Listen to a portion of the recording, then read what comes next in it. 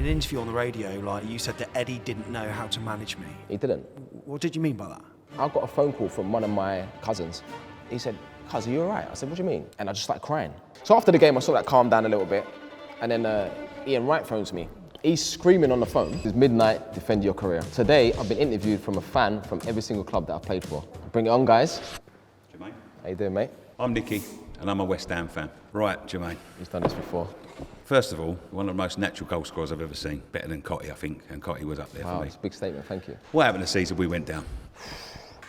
Do you know what? That season, I remember the last, obviously Glenn Roeder, God rest his soul, he got ill, and Jermain Brooklyn come in. And I remember, if I'm rightly saying, I think the last 6 or 7 games, or even longer, we actually started playing well. I think we started to sort of like have sort of like belief, because when you look at the squad, not just the team, the squad was unbelievable. Well, yeah. And I remember Les come in, the Lee Bowyers and the Canio Canutes, Cole, like the squad was just, it was unbelievable. Trevor Sinclair, and I think there was a good mix with the senior players and the younger players, but I just felt like we just left it too late. You know, we started the season slow. You know, even when we played well, just couldn't find a way to win. And then that was it really. But I remember the last few weeks of the season, it was frustrating because the performances were good. And then as players, I think you're sitting there probably thinking, why did we leave it so late? And by then, it's once it's out of your hands, it's difficult, it's a horrible place to be. Well, the thing is, when we saw the squad, and we had so much talent in us, Coley, yourself, Carrick, Glenn Johnson, and you look at it go down, and we was hurt. 42 points we went down, we was hurt. 24 hours later, you decide to tell everyone you want to leave. Why? So it's funny because I've spoken about this so many times, and you know, I've done obviously other podcasts, and it's weird though because when you're young, and to be totally honest, and I've said this many times, and people probably think, oh, he's just saying that. Transfer request, never heard of that before. Because when you're young, I came through at West Ham. You know, I made my debut at 17, a year out of school. I loved being in the environment. For me, it was a dream because I left Lillyshaw, and growing up, Ian Wright was my idol. I always knew about West Ham, you know, if you're good enough, you're old enough, you're always going to get an opportunity with Harry Redknapp and the coaches there. So for me, it was the perfect place to be as a young player because West Ham had the best academy. Rio came through, Frank, Joe Cole, Michael Carrick. So obviously when I got the call to go to West Ham from Lillyshaw, for me it was a no-brainer. I came from the East End of London, and the first 2 people I saw when I signed, when I walked into the training ground, Chadwell Heath, was Ian Wright and Harry Redknapp. So you can imagine what that does to a 16-year-old. Yep. So when we got relegated, I remember my agent at the time, he said to me, we had a conversation, and he said to me, you have to hand in a transfer request because you can't be playing in the Championship if you want to get in England squad. You need to be playing at 20? Yeah, you need to be playing in the Premier League, and everyone else is going to leave. And you don't want to be the last one because it'd be difficult to get out. And I remember because every decision I made, even as I got older, every decision I made, I always spoke to my mum. I always spoke to people that love you, and they cared, So I remember having a conversation with my mum, and I think my mum was just naive to it anyway, because the backlash was horrific. Had I known, of course I wouldn't have done it. And I think the worst thing about it was actually going on my own to hand over this transfer request. And I've said it loads of times, I would love for the agent to actually come out and actually speak about it. I've not seen him since, to be totally honest. But it's something, you know, years later, when you sort of you start coaching, you know, I've done 2 years in the academy at Tottenham coaching. And I always said to the players, younger players, if you want to leave a football club, you don't need to do anything. All you need to do is play well. And then in the background, it will just happen. But that's definitely one of the things I regret doing. Well, you didn't get your move. No. Just at the time. So what was it like, you know, because obviously we're seething on the stands, right? Because you know, you're one of our own, you know, we come from a similar area, we've been talking before this, and I was hurt. I was really hurt with similar age as well, and that's why I look like me and you look like you because of the stress that club puts me through. So you had to stay. Yeah. So what was the relationship then like with fans? Because we were seething. It was tough, and I was only young. Yeah. And the reason why it was so tough, because you probably remember, when I was 17, I came through at West Ham. I mean, the love that the fans gave me, it was just it was unbelievable. From that first game I played when I scored against Walsall in the Cup, and even when I made my Premier League debut and I was scoring goals, and there was times where I was at the team, you know, I'd do the warm-up and the whole stadium up to part singing my name. So it went from that to quite hostile, to be honest. I remember after games in the car park, people would say things to me, and it's difficult to deal with it. I didn't know how to really deal with it. I think the only thing that probably got me through it was obviously my family and playing well and scoring goals. I think that's the only thing that probably got me through it. But it was a tough time. I think I had to be resilient and thick-skinned, because I think a lot of players, when I look at it now, I think, wow, how did I get through that? Because it was tough. These are the fans that loved you before all of a sudden. Like, who do you think you are? Handing transfer requests 24 hours after the club gets relegated. So, do you regret that?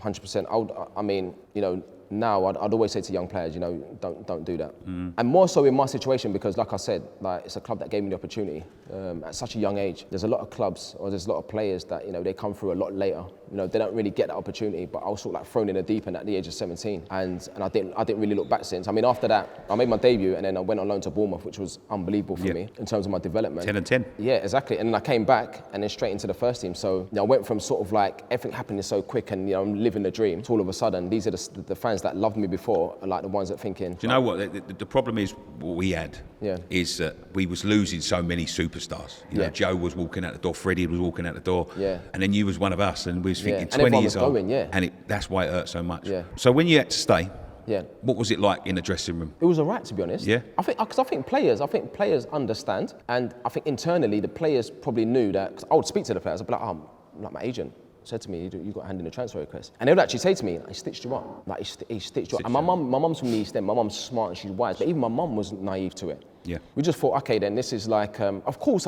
when I said I didn't really know much about a transfer request, because I never thought I'd ever do that. I heard obviously players that have done it before, and there's always a little bit of conflict and stuff, but to do it, but they're not even getting the move anyway, and to stay and get your head down and just keep working hard, and that was it really. But it's definitely something that I look back on and think, well, I wish that never happened. Well, I'll tell you where we come from in the stands, because we was obviously fighting to get up. You've had to stay till, when did you leave? January, right? Yeah. So we're staying 3 times. You get sent off. And that right, transfer request. And what comes after is got to be worse, but this is the middle, right? Transfer request. Yeah. We're relying on you to get us up. Sent off. The West Brom one done me, because you'd scored, you'd assisted. Yeah. Brilliant, 3-0 up, and they was top, and that would have cemented us. All of a sudden, this is the third sending off. Kicked out.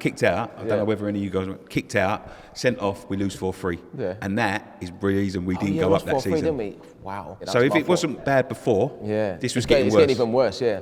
And what comes after is unforgivable, by the way, but go on. Yeah, I think it's, well, I'm getting scared now. I don't remember, everything's coming back. But I think I would say it was out of character, to be fair. I think at the time where everything was going on, I didn't know how to deal with it. I think it was just that sort of rage. It just looked to us like you didn't want to be there. Yeah, it was just that rage, but I love playing football. Yeah. Like, people that know me, like the coaches and the players, even though I hand in the transfer request, when I'm playing football, that's my peace. Like, I just want to play and score goals. Can you imagine me going on a pitch thinking, I'm gonna deliberately miss a chance, or I don't want to score goals? So, no, I'm playing football. I'm just gonna do what I've always done, and hopefully by doing that, you know, get the fans back on side. And I just felt like, to be honest, of course you have to take responsibility, but I just felt like at the time, because there was a lot of noise around me at the time, I just felt like the referees were on me. More than before. And I was doing things, I was trying to get like protection from the referees. I didn't feel like they were protecting me.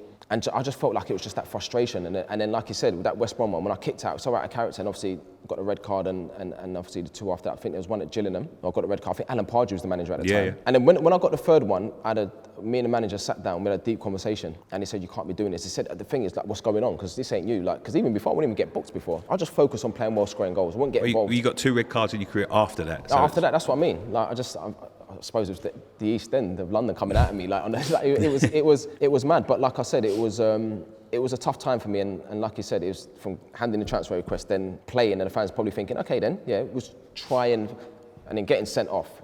It's unforgivable, really. Well, Jermain, if you didn't put a dagger in our hearts there, what had come next was bad. Go on. So who was in for you? Spurs. Just Spurs. I think at the time there was clubs like from West Ham, so there was United that liked me, so Alex liked me, because I remember he used to have the conversation with Harry all the time, and I remember speaking to Rio, and Rio was always said, we need to go and get JD and that. But in terms of like, there's always speculation, but in terms of that concrete bid, like it was Tottenham at the time. And you decided to go. Yeah. If you didn't hurt us before, why them? Yeah. Why them? I know. I think at the time, so much had happened, a lot had happened, and I remember the club probably thought, do you know what, we need to get him out, and it was a good bid for the club, and it happened. I think it was the last day of the transfer window. Yeah. So I remember being at home on a Sunday night. I got a call from my agent saying we've got permission to talk to Tottenham. But did you ever just think? No. Them? Like, I didn't think, honestly. No, when you're honestly, I just thought, to be honest, I just felt like obviously I have to leave at some point. Everyone else had gone, like Joe, Mike, everyone else was gone. And I just remember thinking, that's probably my chance to be back in the Premier League and hopefully play for England. That is all I thought. And of course it's selfish, but I think you have to be sometimes. Yeah, of course. Because all I wanted to do was just score goals and play for England, and that was my thinking. The goals you scored against us after, you seem to always pop up with a goal, and you used to celebrate like mad. I know. Was it ever personal? Never.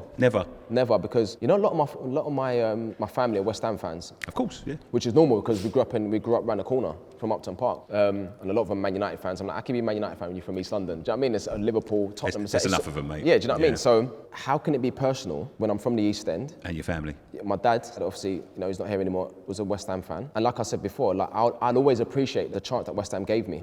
You know, I left, people probably don't know this, but when I left Lillishall, I lived in the East End, I lived in Beckton at the time. West Ham bought us a house in Chingford, took all that pressure off my family. So to do that for a young kid that's 16, of course there was potential, there was potential, but there's no guarantees. Of course. So the fact that the club did that, like how can you not appreciate that? How can you can never forget that? Yeah, of course it's a shame what happened in terms of the transfer request, but at the same time, if it was just up to me, that never would have happened.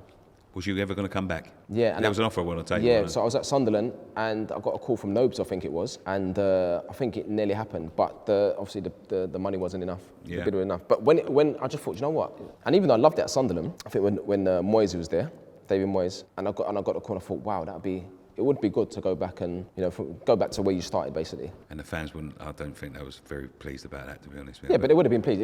If you go back and you score goals... Of course, then goals heal. You don't forget things. But I just feel like in life sometimes you have to try and understand the situation. I've seen stuff as a fan where players have left clubs and I don't know, prime example, the Isak situation. Yeah. This summer, I've seen them and I'm like, oh, why'd you do that? Because refusing to, I suppose, train or play for the team or the club that pays your wages, the club that the fans love you, big fan base, won a trophy, first time in how many years, so you're always going to be like an iconic figure at the football club. To do all of that and then spoil it by doing that just to get a move, I was one of those people that thought, oh, why'd you do that? But then... Do you ever get stick now? A little bit. It's more banter, to be honest. Yeah. More banter. But even with the goals, you mentioned the goals and the celebrations. The only reason I used to celebrate was because, for one, it's hard not to, because scoring a goal, you can't even describe the feeling. And all the songs, all the stick I get from the West Ham fans. So it was a bit of banter. Bit of banter. But then at the same time, quietly, when you get home, it's a little bit like, do you know what I mean? Because that's where I started. And every goal that I scored for West Ham was, for me, was a dream because I was so young. Do you know what? I'm going to let you off on that one because I knew Wrighty, and I spoke to Wrighty, right? And I used to hate Wrighty. He used to score against us. Every time he played against us, he used to score and he used to celebrate like crazy. And I used to think, that's personal. That's because he's playing for Arsenal. And then he came to us and I saw him score goals for West Ham and he celebrated the same way. And I thought, he just loves scoring goals. He just loves scoring goals. Yeah. So it's hard to score and not celebrate. And not celebrate, Even in training. You score a goal in training, you celebrate. To score a goal and not celebrate, it's harder than that. But I mean, there's always been a level of respect and sort of like that appreciation for what the club done for me and my family, even before I kicked a ball in the first team. Yeah. Because not many clubs do that for a young player that's just got potential. Well, I appreciate it, Jermain. Thank you very much. Thank you. Cheers, my man. I started my career at West Ham, and from West Ham, I went on loan to Bournemouth. Jermain. How you doing, mate? You all right? Yeah, very good. Hi, I'm Sam, and I'm a Bournemouth fan. Jermain, 2 spells at AFC Bournemouth. Yeah. You'd probably want me to talk about your first one more than your second, but you know, let's go into it. You came on loan from West Ham, scored a 10 in 10. Yeah. Absolutely phenomenal. I think you scored 18 goals in 29 appearances, I think. Is it fair to say that we are the most important club of your football career? Do you know what? It's funny because obviously, I mean, Bournemouth played a massive part in my development because when I was, so I made my debut at West Ham when I was 17, and after that I was on the bench for the first team, and then I had obviously a conversation with Harry. I'll never forget it, to be honest. He pulled me in the office and he said, listen, I don't want you playing reserve football, because back then it was like under 16s, under 19s, reserves and first team. Completely different now. But a lot of the reserve games were probably for first team players come back from injury. And he just said to me, I want you to go on loan to Bournemouth. A few of the other boys have done it. Just to sort of get that experience of men's football. And then and then come back and hopefully get in the first team. And I think when you're 17, I remember saying to him, Bournemouth, where's that? Do you know what I mean? You grew up in East London, you don't really go anywhere. Do you know what I mean? And you go around East, all my family lived around East London.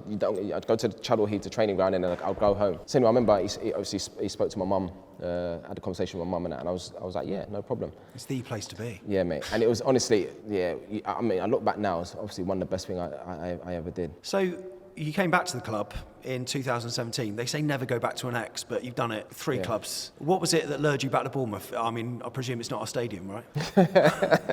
Fans are good though. I don't know. I just felt like at the time it sort of made sense. I don't know. Maybe I sort of manifested it because I remember watching obviously The Journey, and I kept in contact with JT. Fletch. Kept in contact with Fletch. He's going to be there forever, I think. Yeah, I mean, come on, it's like the furniture, innit? He's got a stand and what a guy. And there were good people down there. Because remember, like I said, I went there so young, and it was sort of like my introduction to men's football, really. Obviously, I played for West Ham in the first league, just the one game.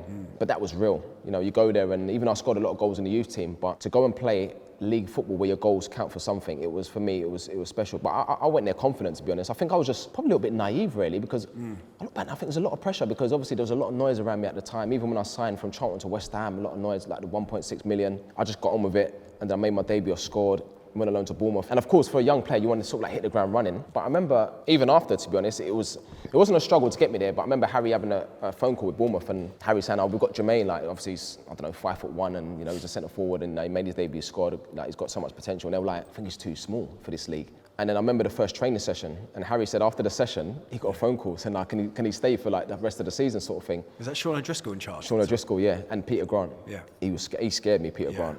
Because a lot of times he would train with us and that, and he was brilliant for the younger players. But he just sort of like, it's all about standards, and you train well every day and that. But it was, I loved it there. I think when you were there the first time, I think a lot of Bournemouth fans felt that you were like bigger than the club, because we knew that you were going to go on to big things. Were you trying to almost recreate that aura when you came back in 2017? No, not really, because obviously I knew my first spell, I needed that, to be honest. So yeah, I think it's quite mad when you say, obviously at the time the Bournemouth fans felt like I was bigger than the club, because I was a young player, and even though I played for West Ham's first team, but again, it was only potential. I still had to go and prove myself in terms of like men's football. Because there's no guarantees that I could have gone to Bournemouth and not sort of like hit the ground running, not scored goals, and I would have been sent back to West Ham. So, like I said, I loved it there. But in terms of the second spell, was completely different, because the second time I came back, I remember I left Sunderland. I signed a pre-contract, so I knew probably like towards the end of the season, I knew in the summer that I was coming back to Bournemouth. But I came back an England player again. I got back in England squad the season before, played against Lithuania, so I came back to Bournemouth as an England player. I remember having a conversation with Gareth Southgate, and he said my time at Sunderland, 3 years at Sunderland, me, Harry Kane and Jamie Vardy were the top goal scorers. So just in my mind, I just thought I'm just going to continue to what I've done at Sunderland, even though I was a lot older. In terms of your conversations with Eddie Howe, I take it he was pivotal, because you played with him, of course. He was meek and mild at the time as a player. Yeah. He's a very different character as a manager by the sounds of it. But what role did you think you'd have? Because obviously at the time we had Josh King scoring goals, Callum Wilson in form. Benedict Kofobi. Kofobi as well. Like, what did you think you were going to be even sat on the bench, or did you think you were going to be starting week in, week out, or what? And even young Lys Mousset. Lys, who had great potential. I still speak to him now, like he's a great kid. I think in my mind, because I played every game at Sunderland, and even at that age, no injuries, probably felt a lot stronger than I felt like probably in my sort of like late 20s, because I understood my body a lot more. So I think in my mind, I went to Bournemouth probably thinking, I've never looked at other centre forwards and thought, he will play in front of me. I think you always have to back yourself. I've always been like that from day one. Even when I was at West Ham, I always looked at Paolo Di Canio and thought, what can I take from Paolo's game? I looked at Wrighty, I studied Wrighty's career, like his movement, the finishing from the age of 15. Yeah. What can I take from him in terms of the movement and the finishing? Freddie Canute, that focal point, all these players. So I've always backed myself. So when I walked into Bournemouth again, I just thought, well, I'm gonna play. And I remember I didn't start the first 2 games of the season. And when the season starts, I always want to play the first game and try and get my first goal. Then I think it was Watford and West Brom. Yeah, and I didn't play. And then you started against Arsenal and Man City. So it's been like chucked right back into it, isn't it? Yeah, but I didn't mind that, because like from a young age, I was always chucked in the deep end. It didn't really bother me. I just loved playing football and scoring goals and that. But I think I just felt like I was sort of like just chasing. I was so desperate to get that first goal, just to basically I suppose show the fans how good I was again. I always felt like I had something to prove. I mean, you did that at home against Brighton. You scored the winner, 2-1. I noticed in a radio interview, you scored 4 goals in 26 games in your second spell. Yeah. In an interview on the radio, like a number of years later, you said that Eddie didn't know how to manage me. He didn't. What did you mean by that? Well, I wouldn't say I was spot, but I had managers before that, like with Harry Redknapp, for example. Yeah. Was the perfect manager for me. Didn't really complicate anything in terms of my game. Was he asking you to do too much, Eddie? He was asking me to do things I've never done before. And it was just so hard for me to do that at that age. And even, I don't know, maybe if I sat down with Eddie now, he might turn around and say, you know what, maybe I could have managed you a little bit different. But we didn't have that sort of dialogue. We didn't really speak much. I spoke to JT a lot, because obviously I grew up with JT. I lived with him at Bournemouth the first spell. I knew his dad. They very much play good cop, bad cop, don't they? Yeah, so it was different. And obviously at Sunderland, I was lucky I had someone like Big Sam, who was like, Eddie. Then I had David Moyes, who would just basically say to me, no, certain days I'll come out for training, be like, you're not training today, I need you for Saturday. Just be off your legs, get a massage, go in the pool. So he managed me different to a lot of the other players because I probably felt like he had to because I was a lot older and he needed me for the game. I just felt like at Bournemouth I was probably doing things in training that I knew would impact me in the game if you want me to play. And then during the game, I didn't feel like I had that freedom to not do what I wanted, but that freedom to just be me.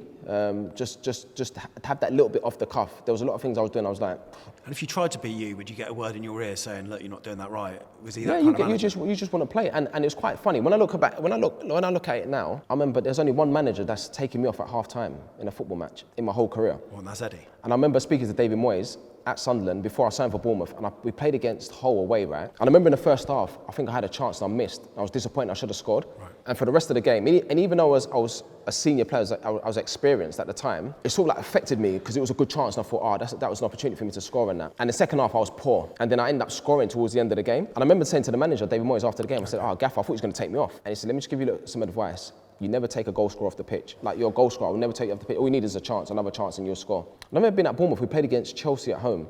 And I remember I just felt like the whole of the first half, I was just chasing Hazard. And I just felt like it's not my job now. And I was doing so much work without the ball. Then all of a sudden we get the ball back and then I have to be in a position where I've always been to score. It was just so difficult. You're 35 years old at the time. Yeah. And it sounds like you were being asked to do a bit more than what you would have usually done. Did you ever get the feeling that the Premier League was passing you by a little bit? To be honest, no. But because the season before, I scored 15 goals. And it was only Harry Kane and Jamie Vardy that scored more goals than me. Yeah, so it's just I probably would have done if I hadn't done that at Sunderland. Yeah. And by the way, back-to-back 15 goals. And then I played for England again and I scored for England. And I was sort of like, and in that sort of like environment with those England players, and even in training, because I've always been honest. And even in training, I always felt sharp and I was able to do the things, obviously not at the same level in terms of my fitness and sharpness, but I still scored 15 Premier League goals. So then I go to Bournemouth and I felt like at Bournemouth, no disrespect, I felt that team at Bournemouth, in terms of the intensity, was probably different to how Sunderland played. So I went to Bournemouth probably thinking I'll get a lot more chances than I've got at Sunderland. Yeah. But I remember going in and even like during the week I'm doing like watt bike in the altitude chamber. And I'm 35 and I'm thinking I'm doing it with players that are like 19. And I'm thinking, even though I've done a lot of power, like I've done a lot of gym stuff at Sunderland, but it was almost like I'll do it when I want to do it. That sort of like trust. Come Saturday, you'll see me. Was it almost too scientific at Bournemouth, and it was taking the the love of football? Because you said that you thought at that point in time you fell out of love with the game. Yeah, and that's And I remember speaking to my mum at the time, and a lot of people. I got a phone call. It's actually a lot deeper than that. I got a phone call from one of my cousins. Right. He watched Match of the Day, and he said to me, he said, "Cuz, are you all right?" I said, "What do you mean?" Men? Yeah, I'm fine. What do you mean? He said, I don't know, your body language, you look a lot different. Remember, this is family members that watch me like every game at Tottenham, West Ham, everywhere I've been. I think I could tell that. Like, there seemed to be anger even when you score goals. It's almost like, and he said to me, he said, like, you seem a little bit different. I said, to be fair, I'm just not enjoying it. I said, I'm not enjoying going to training because I feel like I've sort of like earned the right to be able to. I just wanted that trust. Like, I know how to prepare for a game and give me that freedom when I play. And towards the end, when I knew I was getting full stack, because towards the end, I wasn't even coming on. Yeah. I wasn't even coming on. I remember this is a player that, even when I was at West Ham, I always knew if I wouldn't start, I'd always come on and get a goal. I'd always come on and impact the game in some way. And towards the end, I remember we played against, I think it was Watford away, and was winning 4-0. Yeah. And I was warming up. And Dan Gosling, and someone else that was warming up with me said to me, why is he not putting you on? He said, surely the gaffer's going to put you on and get your first goal of the season. What an opportunity to get your first, because the boys, do you know what I mean? I was close to the players, and he didn't put me on. And then after that, I went for a period where I weren't coming on, he was bringing other players on. And then even with Weeman, I think in one game, he played as a centre forward, and I thought, what's going on there? Yeah. So, look, it wasn't all doom and gloom. You scored a banger at Crystal Palace from a really acute angle, ball over the top, I think from Andrew Sermon maybe, hit it first time at Selhurst Park. Yeah, but this is the thing though. So, that game, right? You scored 2 in that, didn't you? Yeah, I scored 2 in that game. It was probably, when I look at the goals back, the first goal was a set piece. We worked on in training, and it came to me was like the perfect contact. And when I scored the second goal, I remember when I scored the second goal, even though sometimes you try things and it comes off and sometimes it doesn't. And I remember laughing because that's happened to me twice in my career. I remember with that goal and a goal I scored against Livingston for Rangers, where you try things and it comes off in it. And I was almost like, not embarrassed, I was almost like, I can't believe this has happened. So I was just laughing. I remember Junior Stanislas running that and he goes, oh my God, that is world class. And I just started laughing. Rank that. Yeah, I mean, that's got to be in your top 10, is it? Yeah, of course, right? So, but the funny thing is people don't know that. So now I'm thinking, right, I'm going to kick on now. I remember, and then after that game, we played Man United midweek. Yeah. And on the Sunday after that game, I remember being in the showers after the game. Me and Callum Wilson were talking. And then Callum said to me, he said, me and Cal was close, right? So he said to me, he said, Jay, I'm playing on Wednesday. So I was like, what? He said, the gaffer's told me. He said, the gaffer told me on Friday, before the Palace game, that I'm resting you against Palace, but you're playing on against Man United. Right. So I was like, and I said to him, I said, that's mad. I said, so if I'd scored 4 goals, for example, what, he's going to drop me against United? Especially with centre forward, because you need that rhythm. Yeah. You just want the next game, because when you score goals and you're confident, you can't wait to the next game. But what the manager done that I thought was clever, I remember being in Manchester, and it was before the pre-match meal, and he would normally pull players and probably a level of respect and tell them they're not playing, instead of just being in the meeting and seeing it. I think he changed the whole of the midfield. Right. And me. So it didn't just look like it was just me that was getting dropped. But he said obviously he just wanted to rotate. And of course you have to respect the manager's decision. It's okay, no problem. But then I thought, if I've just scored 2 goals in a game against Palace, I probably had my best game. Even then, I'm not going to play the next game. I was just like, it's crazy. Just not at one point did I get any rhythm when I went back. Yeah, you had an ankle injury that season as well, which didn't help. But, yeah, fractured my ankle, yeah. Okay, playing in front of, say, because you played at Old Trafford, playing in front of 74,000 people, and then next week playing in front of 10,000, is it a bit of a come down? No. I'll be honest. No, you just don't think about it, to be honest. It's not, it doesn't affect you in any way? No, you don't think underwhelmed or anything? I think it's excuses, to be honest. I think a lot of players make excuses. It's like, when I was young, you know, you're playing for your Sunday team, and there's 100 people watching you. You don't think, oh, there's only 100 people watching me, I'm not going to enjoy the game, or I'm not going to give it everything I've got. Yeah. Do you know what I mean? You don't like, so to have that sort of excuse that it's a smaller stadium, it's not many fans, like, it doesn't mean anything. You know, as long as the fans are supporting and you can hear a noise and you can create like a fortress at the club, regardless of how big the club is, then why would you use that as an excuse? For me, it didn't matter. I just wanted to, whoever's watching, whether you're in the stadium or at home, you have to, as players, you have a duty, you have to perform. That's what I've always thought. So, you went to Rangers on loan, which was then made permanent, obviously, but that's how you saw out your Bournemouth contract the second time round. Final question, do you regret that second spell at Bournemouth? No, I appreciate the opportunity because, I mean, I wouldn't say I regret it because I don't, in terms of football, I think these things are meant to happen. Yeah. I think you have to look at that. That's how I felt in the moment. I was excited about the move because I was going back to Bournemouth, a place where I got so much love from the fans. It's not a bad place to live.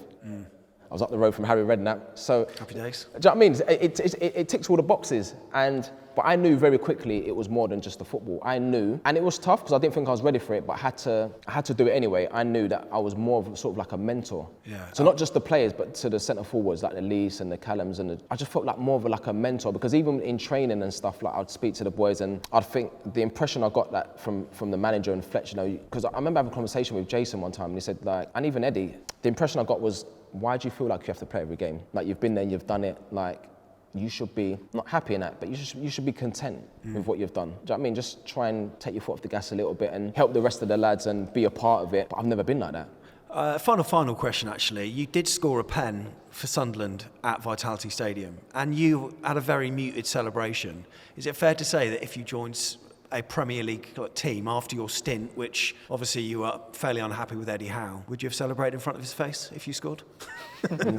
No, I wouldn't, because I think the goal says it says enough. I think from young, I think I'm not one of those. I've seen players do it though, but I don't think it was personal with Eddie. I don't think it was personal. I think he's actually a nice guy, and to be fair, he's a top coach. But just the styles weren't matching. Yeah, I just felt like where I was in that stage of my career, maybe he just felt like he couldn't get much out of me.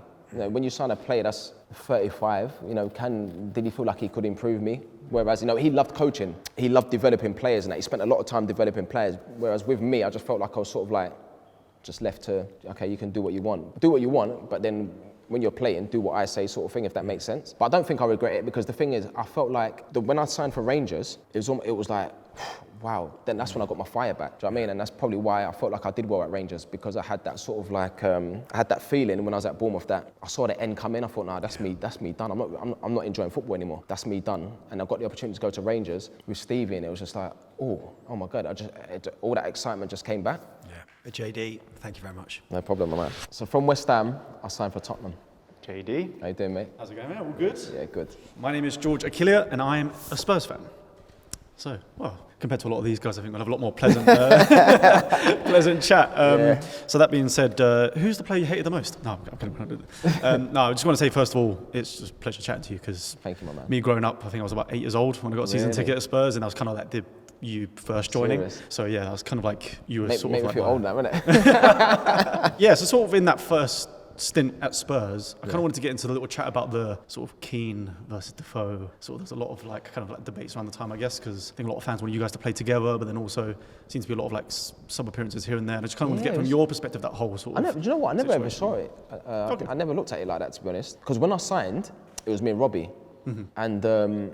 I mean, we had a good partnership, but maybe people think very similar in terms of how we moved and the movement and stuff like that. So a lot of times I think it's just noise, to be honest. You know, because we're similar, why can't we play together?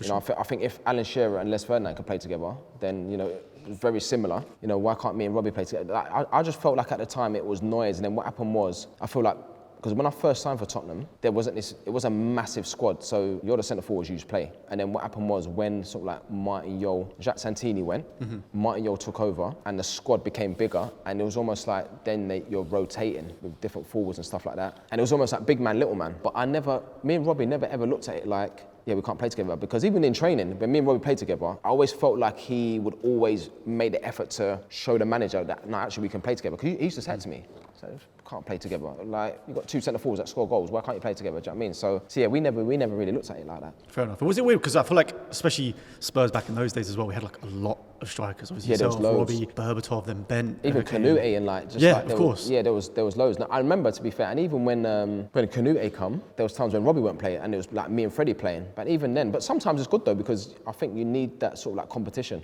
Did you feed off the energy of like trying to, 100%. one up them and then Yeah, 100%. Because you always knew there's someone potentially that can take your place. That's as good, that can score as many goals as you. So I think it's important to have that in a squad. Of course, you've got to back yourself and believe that you should be playing. But it's a headache for the manager and that. But I think you need that healthy competition in squads. Fair enough. Yeah, I think there's obviously coming from West Ham was great for us as a fan.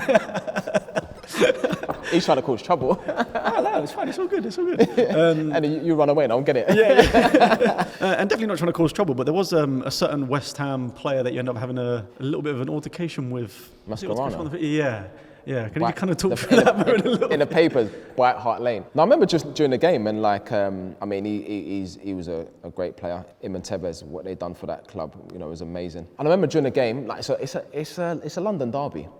Do you know what I mean? Tottenham, West Ham. Obviously, at the time, I was getting a lot of stick from the West Ham fans. But being at home, you hear more noise from your own home fans. So I remember it was early in the game, and he smashed me early in the game, and my blood was you find a different sort of energy out for those games anyway. So I just felt like he was playing for the fans. So he smashed me early on in the game. I sort of like, I can't remember what I said to him.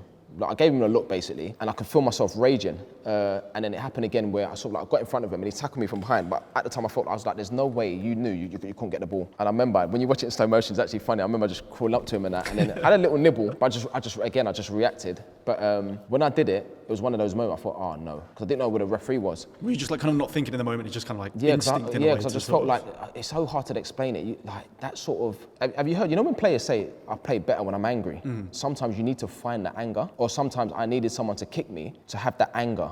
Because you get more energy and prove them wrong with a goal. Right, it's hard to explain it and that, but that sort of like controlled rage, I think you need that because it proper gets you going. And when he tackled me the second time, I just lost it. And then when I did that, I thought, oh no, I'm getting sent off. And then when I turned around, obviously I got the yellow card, and I remember the next day in the paper it said instead of White Hart, it's like White Hart Lane. And then they said to Martin Yole after the game, obviously Jermain got away with one, blah blah blah blah blah. They might investigate it. And then Martin's the one that said, no, it was only a little nibble, like made a joke of it, but that probably saved me, to be fair. Yeah, because it was only just the yellow, and they kind of said that because of that. It was a little nibble, and he was like rolling around on the floor and like you could make a meal of it. It was good. Fair enough. So obviously, like I think we're talking about like the strikers. You had Keane, Berbatov. I think when obviously you ended up leaving for a year before coming back, that whole sort of situation when leaving, was that because of like competition with like the likes of Ben coming in, or Ramos? Is that?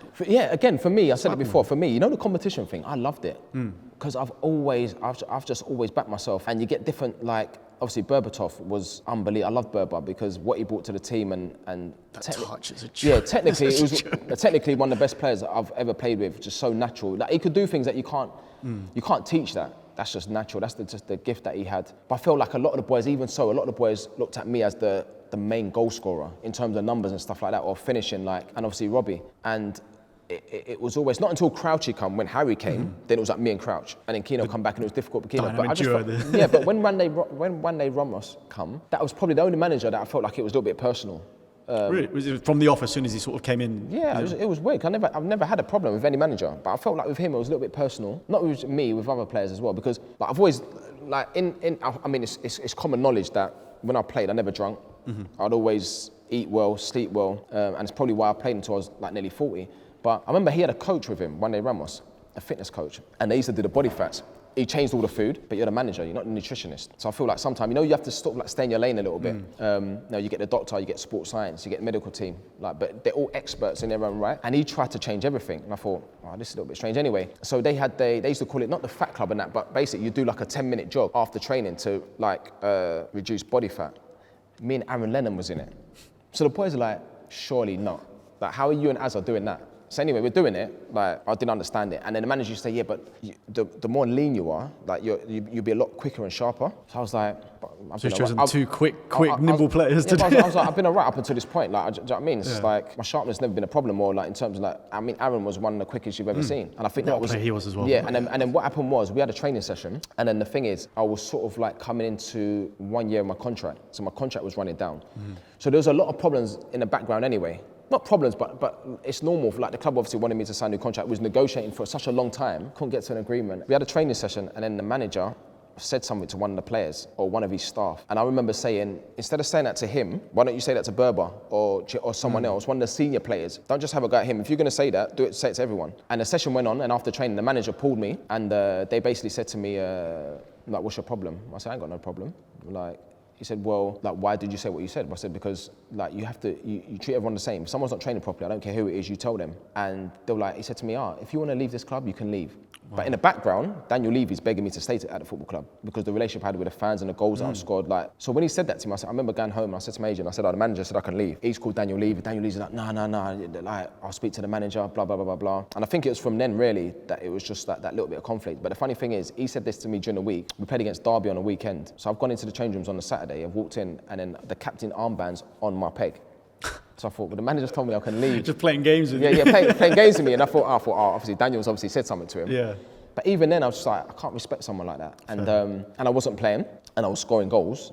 That was coming on scoring goals, and then I wasn't playing in that. So it felt a little bit sort of injustice. Yes, I just felt like it was a little bit personal, and then yeah, I felt like it carried on a little bit from when Martin left, because I think Martin got involved in the politics a little bit because he left me out of the squad against Arsenal. Because it just felt, when he left me out of the squad against Arsenal, I thought, you've sat there, and then you thought, how can I really get to him? What's going to hurt him? Because you can find me, you could take money off me, not a problem. But if you take away my football and not even let me be in that environment on the bench, you know that's going to hurt me. So he left me out of the squad against Arsenal because I didn't sign my new contract. And he said, all your friends have signed. Tom, Aaron, Dawes, Ledley, JJ, Jermain Dennis. He said, all your friends have signed. You need to sign a new contract. We don't want another Sol Campbell at this club. I said, like, what? Do you know what I mean? I said, words. Yes. I said, like, how can you say that to me? Like, and I actually said to him, I said, because listen, managers come and go, but I just believe that when he goes, I'll probably still be at the football club. And I was here before you come. But I was quite calm about it, to be fair. And I remember it hurt me, but the only way I could sort of like channel that aggression was to, a few days later, we had a game in Europa League, and I come and I scored 2 goals within like 2 minutes. I remember it was quite embarrassing, because I remember Didier Sikora picked me up, and the cameras just went to Martin Yo and Chris Hughton, and it was sort of like embarrassing that. But like, it was funny because I had a good relationship with him. Because when he first came in, he looked at me and he said to me, I'm gonna make you phenomenal. That's what he said to me. I never forget it. I don't forget things. And he played me, and then all of a sudden he started rotating to the point where I scored a hat-trick against Southampton on a Saturday. And I remember on a Wednesday against Blackburn, he said to me, I'm resting you. You're resting me. I was about mid-20s. What are you resting me for? Like you were saying before, right? You want to get in that rhythm of just scoring goals every game. So what I'm saying is, so that's when they started rotating and stuff like that. But with Martin, I don't think it was personal. I just felt like they just wanted me to sign a contract so bad that it's almost like, well, if you don't sign, you're not going to play.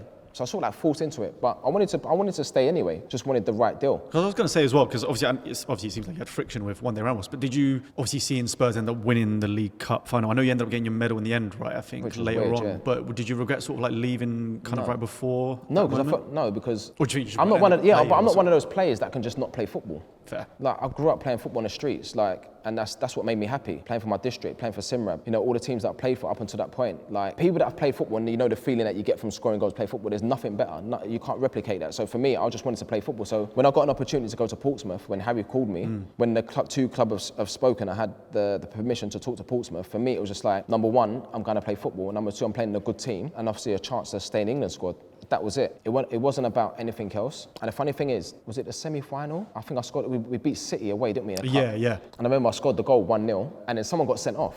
I can't remember who got sent off on that, and then obviously we were down to 10 men, and then the manager took me off, but we ended up winning the game 1-0. And I was at Portsmouth, then the boys went on to obviously win the cup. And obviously, like you said, I got my medal. And I look at it after, I thought, you know what, the thing is, even if I'd stayed, I probably wouldn't have started the game anyway. Right. With this manager, I wouldn't have started, because that's just the way it was. Even though I was scoring goals, he played me in the cup and that, City, hard game away, but I scored and we won 1-0.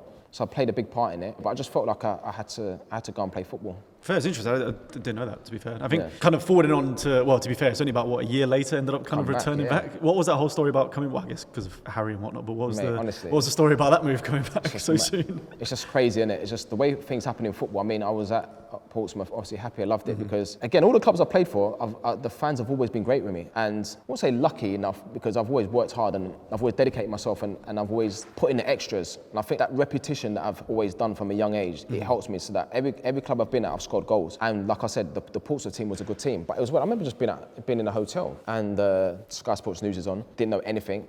Harry's gone to Tottenham. I remember thinking, well, I've just come to Portsmouth because you're in that, and then it's like, I mean, it was crazy. And I remember going in the next day for a few days after. Didn't really know how I felt about it, to be honest. But obviously, you have to just respect where you're at. And like I said, playing a good team. Tony Adams took over. Did you get to chat to Harry in that moment? When you No, found not out? yet. No, not yet. But I remember Tony Adams pulling me in his office, and he said to me, "Has Harry been on the phone to you?" I was like, but this is when I was actually spoken to Harry. Just normal. I'll speak to, even now I speak to him. I just felt like he wanted to call me, and I was like, nah, boss. So, like, why would you say that? It's like JD as he spoke. I said, nah. But we had a bit of a joke in that. But then I think the money that Portsmouth got was good for the club. And I mean, I was only there a year. So it made sense for the club to sell me back to Tottenham. And obviously I had the conversation with Harry. Harry was like, I want to bring you back, you know, because I think Tottenham were in the bottom three at the time. Yeah, it was They got a few results. I remember Benny was there, Ben Campbell. Who else was the centre forwards? Can't remember. Anyway, so obviously when I got the call from Harry, yeah, I just felt like it was a no-brainer to sort of like go back to Tottenham. Obviously a manager, I played for a club that, you know, I loved when I was there, and that was it. And it happened really quick, to be honest. And my first home game at the Lane, the first one back, was against Pompey. And you got the goal as well. Yeah, it was mad. Yeah, it was just crazy. I mean, you obviously got a great connection with Harry now. What was he like after a win and a loss? Like, was there a difference between his sort of demeanour, or like were? I think with every manager, I think when you win, I think it's more of a like relief. But I think. Again, it's the expectation though. I think there were certain games back then that, it sounds crazy, but especially at home, I think the games that we knew would win, because the players that I played with there, like some of the players, I mean, it's some amazing players. Yeah, some amazing players. So we always knew that sort of like to beat us, like even if you score 4, we'll score 5. That's just how we played. So yeah, but I think it's for a lot of managers, I think it's more like a relief. Okay, then we've got like another week to prepare. You can enjoy the week, but then you've got to do it again, and then you win. Okay, enjoy the week and that. But I think that. But Harry was always calm until something really pissed him off, and then he could. Mad, yeah, but I think you need that as a manager. Fair. You can't be too nice. I think when he could give it to people, and you have to be able to take it, and yeah, it was it. But I think a lot of it is more relief when you win. Mm-hmm. I mean, we can't talk about sort of you, Spurs, Harry and not talk about you and Crouchy as well. Sort of that dynamic duo up top. Yeah. Talk me through that partnership that sort of developed between you two, especially at Spurs. Never really worked on anything in training. Was it like an instant connection, kind of feeding off each other and that? Yeah, like I spoke before about the little and large. Probably like Robbie and Berber, you know, Keane and Berbatov, they had this sort of like understanding, and then me and Crouchy had that understanding. That, you know, I played with Crouchy obviously at Portsmouth, Tottenham, England. And even when we played for England, we always scored together. So it was, I don't know, we just had this understanding, and I just felt like he was easy to play with. I knew what he was going to do. I just felt like he was more than just a target man. Like, he had so much ability. So I mean, some of the goals that he scored was like ridiculous, you know, and probably deserves a lot more credit than he gets, to be fair. He was such a good player, Crouchy, in that. But I just felt like it was just natural. Fair. It's great connect. Yeah, fair enough. I mean, that was definitely one of my favourite times. Yeah, watching Spurs growing up, seeing all the goals between you two was quality. He would moan sometimes if I didn't pass it and that, or give me a look in that, but he just knew. He'd be like, oh, yeah, he's just greedy. But like, it was... Was there anyone at Spurs for you that you thought were maybe a bit too selfish on the ball, that didn't feed you the ball enough when you were there? Not really, to be honest. Because we had good characters. I mean, we had like, even with like Tom Huddleston, I think about like his range of passing. But for me, the best, like Aaron Lennon was the player that got me the most assists in my whole career. And there was times where I used to say to him, I said, it was so unselfish. Like for him, in his mind, he was like, no, I'm in the team to help you score. And I think football's gone away from that a little bit with wingers. Playing on the opposite side, coming inside and wanting to score themselves. Yeah. Of course, you want to score, but I just felt like back then, I spoke to Sean Wright Phillips about it the other day, who's my pal, and he said it as well. And it was funny that he said it because that's how I feel. Sean always felt that, even when he was at Chelsea, that he always felt that I'm in the team. If I can score, fair enough, but I'm in the team to provide for my centre forward to score goals, and that satisfaction I get from that. And that was like Aaron and that. So. And he had that 9-1 influence win against Wigan, like the crosses in the box, and obviously he got a goal himself as well. Yeah, but if you look at a lot of my Spurs goals, a lot of them come from Aaron. Just that little whip from the right side. He'll go past people, he'll have that final look, and he'll look at my movement and that. But yeah, he loved assisting people. It was amazing. On that game, quickly, do you regret not getting that extra goal to be like the outright most goals in one game? No, because I'm the only one to do it in one half. So I was like, I'll take that. There you go. I mean, you have to say it, innit? Do you know what I mean? Because at the time, the reason why I was so happy at the time, because there was two centre forwards that had done it that I grew up watching. So all of a sudden, for like, the kid in me is like, I can't believe I'm alongside Alan Shearer and Andy Cole, two players as a young kid.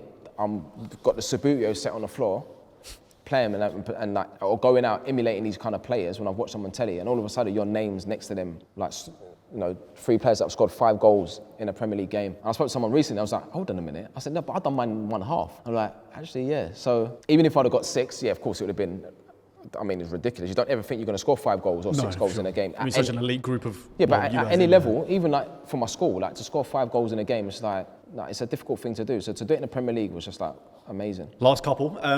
One, are you still haunted by that miss against Man City when 2012 Balotelli? I don't think that's a miss. I think a miss is like, if I would have shot and I'd missed, then yeah, I'd have been haunted by it. Or what was sort of the feeling after that moment? Because obviously, I think Balotelli was supposed to be sent. Balotelli was supposed to be sent off for that game, and he ended up scoring the. Because I scored, I went past Joe Hart, didn't I? And I scored. Yeah, because it was you and Bale scored 2 of the goals. Yeah, and then Gareth went through and he put it across. Mate, do you know what it is? Maybe it's the same as Gaza, isn't it? Against Germany, Euro '96. It's exactly the same. If I was a little bit taller, I would have scored. It's as simple as that. You know what I mean? If I was 5'9" as opposed to 5'7", I would have scored. Because my whole when I watch it back, my stride, my foot patterns was like, because I just thought, oh, this is a goal. Gareth's going to square it, and then I don't even know if I sort of like stopped a little bit, and I just couldn't get there. And I was just like, oh my god. But if I'd got there and shot and missed, I'd have been like, yeah, I honestly. But yeah, I mean, it wasn't meant to be in that. But I remember on that, we were unbelievable on that day. You know, it was such a tough place to go in that. No, of course. Yeah, the better team in that, but yeah, if I was a little bit taller. Fair.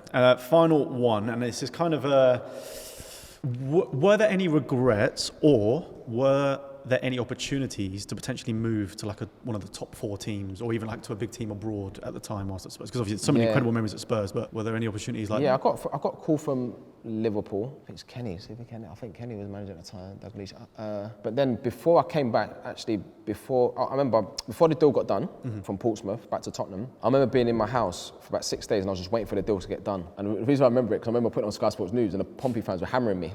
I was like, oh man, if only they sort of like understand it. And I remember I got a phone call from an agent who wasn't my agent at the time, but he did a lot of deals, and he said that Juve want to speak to you. So I was like, I've said this a few times to people that like, so I think Juventus, and so I was like, oh really? But I'd already said to Daniel Levy and Harry that I'm coming back. They're just trying to get over the line. But yeah, our agent phoned me and said like, do you want to talk to Juventus? He said that, and he actually got involved in a deal, and he said to me, if it takes a little bit longer than it should, then I'm taking you to Juventus. Almost I kind of had a choice. Yeah. That's what he said to me. I said, I'm going to take you to Juventus because they like you and stuff. I was like, okay then. But obviously I've said to Daniel and Harry that I want to come back to Tottenham. And I think everyone knew I was coming back in that. So yeah, but of course you look back and you think, oh, it would have been amazing to have played for a Juventus. Or, I mean, when I was younger, I remember being linked with United.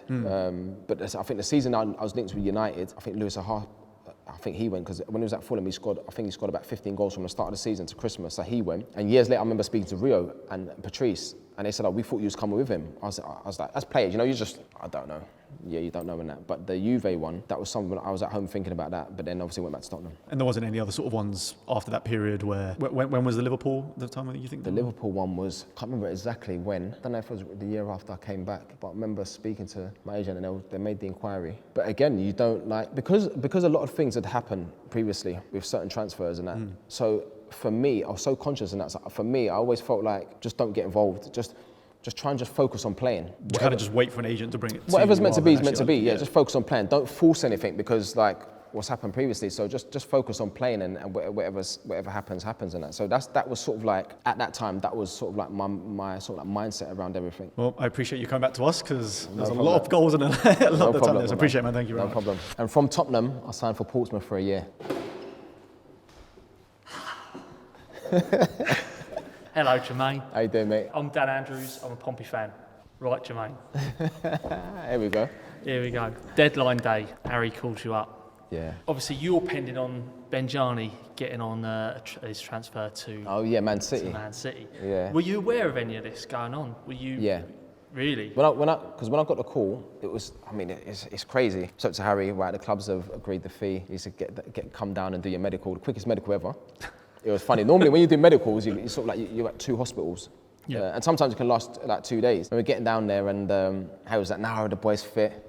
Got in the bed, stretched my hamstrings, and it was just like, because it was just last minute. Yeah. I remember sitting there, and obviously the manager saying about Benjani. And Benny, he didn't want to go, did he? No, he did not. He didn't want to go, and Harry was forcing him, trying to force him on a plane and stuff like that to sign me. But yeah, I was excited, of course, you know, playing for a manager who I had so much respect for, and going into change rooms where you had the likes of Sylvain Distin, senior player, Sol Campbell, David James, who I knew, Glenn Johnson, who I knew, and a lot of the players who I knew. So I think that helped, and a really good team, yeah. Mate, it was a top team. Yeah. We felt like you were the missing piece of the puzzle. And then some of the most famous phrase in football you'll hear, Jermain Defoe scored on his debut. Yeah. You go and play against Chelsea on debut. Yeah. The first point in 10 attempts against Chelsea in the Premier League, and only our second ever goal scored. Were you aware of that sort of when you came in, or were you just getting on? No, I'm glad I didn't know that, actually. Too much pressure on that, but like, yeah, because I always knew that there's this big thing about me scoring on my debut and stuff like that. So I thought, wow, how can I carry this on? And maybe because I was so conscious, I always thought about it. Right, I not have to and that, but if you can try and do your best to score on your debut, then you sort of hit the ground running, and it helps you relax a little bit going into the next game. And when I play, to be honest, I always just think, at some point in the game, you're going to get a chance, whether that's like a half chance or whatever it is, and then you always have to just be ready for it. I remember Ian Wright said to me when I was young. When I was 16 at West Ham, he always said to me, you have to be ready for your chance, because your chance can come in the first minute of the game or in the 90th minute of the game, and you have to be able to take the chance. Mm-hmm. So even in the youth team, I always thought about, like, even when I finished after training, I always did it like at match tempo, like it was the game. So yeah, so when the chance came and I scored, it was just like, yeah, again, I think it was more relief really, because it's like, oh, yeah, I've done it again, and you know, everyone can stop talking about it now. I've done it at another club, and like I said, you know, the point against Chelsea was obviously a long time coming. It was, it's quite a crazy moment. It's almost a classic Defoe goal as well. That sort of defence split and run, yeah, and little and ball finish. just tucked through, and you just beat the offside trap. Fantastic finish as well. Yeah, to keep your composure there, mate. Yeah, I mean, it was like it was so important for me, because even though like there was a lot of noise around the move as well, and I think when people expect you to score. There's nothing wrong with that move, by the way. That's totally legal. Yeah. That's how they always get done. Yeah, exactly. Totally legal, mate. So much noise around it, but like it was to score on your debut again. Yeah, it was just like, wow, done it again. I was buzzing. Yeah, oh mate, it's just fantastic. Quite a weird sort of season for you as a player in a Portsmouth team that went on to win the FA Cup. Yeah. You're at the Spurs team that you left them. They won the League Cup. England didn't qualify for the Euros in that summer. Steve McLaren. Yeah. So Wally and the Brody. So you've had a bit of a year. So did you ever feel you watching that team? We went to Old Trafford. We got a miracle 1-0 win there in the quarter final. We're at Wembley. We then play West Brom. Yeah. And you'll sit up there sitting it all happen. You know the trophy parade in front of like 500,000 people down south the seafront. Yeah, I think it's. I mean, at the time I just thought it's a stupid thing anyway. You know, even though you've played for one club in that competition, you should be able to. If you sign for another club, why can't you play? Like I think it's silly anyway. Do you know what I mean? It's just like, yeah, but what's the difference? Yeah. So in the league, and like I think it was tough not being able to play in it. But again, just to be around it was amazing. You know, just to be around it. But again, and also as well, I think that comes from the manager. And how the manager is with you. Like, you know, he wanted me to feel a part of it, even though I couldn't play. But he's like, no, you're still a part of it. You're still a part of the team. You know, you didn't contribute. It's probably no different to players sometimes if you get injured. You might play in the first few rounds, you get injured and that, you're not able to play, and you have to sit there and watch the team, you know, lift the trophy and that, and you can't, even though you get a medal in that, but it's almost like, but I didn't play. It's no different than that, but it was just good to be in that environment, you know, but of course tough. Was it a case of, did it sometimes make you feel, oh Christ, is this ever actually going to happen for me? Or were you thinking, I'm going to go out and get my own glory, I'm going to make sure I can see it's there, the blueprint's there, everything's in place for me as a player? Were you ever thinking, I'm going to go off and I'll be able to do this now? With Portsmouth, not Spurs. I mean, you the thing with football, like it's always the next game, isn't it? You know, sometimes you ain't got time to just sit around and think about these things. It's always the next game. You always got to focus on the next game, and the next game comes around so quick. But to see the boys do it, and these like they're your friends at the end of the day. Do you know what I mean? So even though you're a little bit like, I wish that was me, but then how can you not be happy for people that you care about? Do you know what I mean? And then the manager as well. Like I knew Harry from when I was 16. I signed for West Ham, and in fact, he's the one that sent scouts out to watch me when I was like 15. You know, we just can't get this kid. So when I looked at the manager, I thought, you know what, you deserve this. You know, you're a top manager, and you know, you deserve it. It was an amazing day for the football club, the fans, and everyone. But of course, if you could have played in it, like I said, it would have been even better. Yeah, I think it's the. But we didn't need me anyway. You know, we've got King Kanu, so it's like, mate, actually, what a player. That's a little side question. I mean, Kanu, he was towards the end of his career, but I mean, what was that guy like to play with? Do you know what?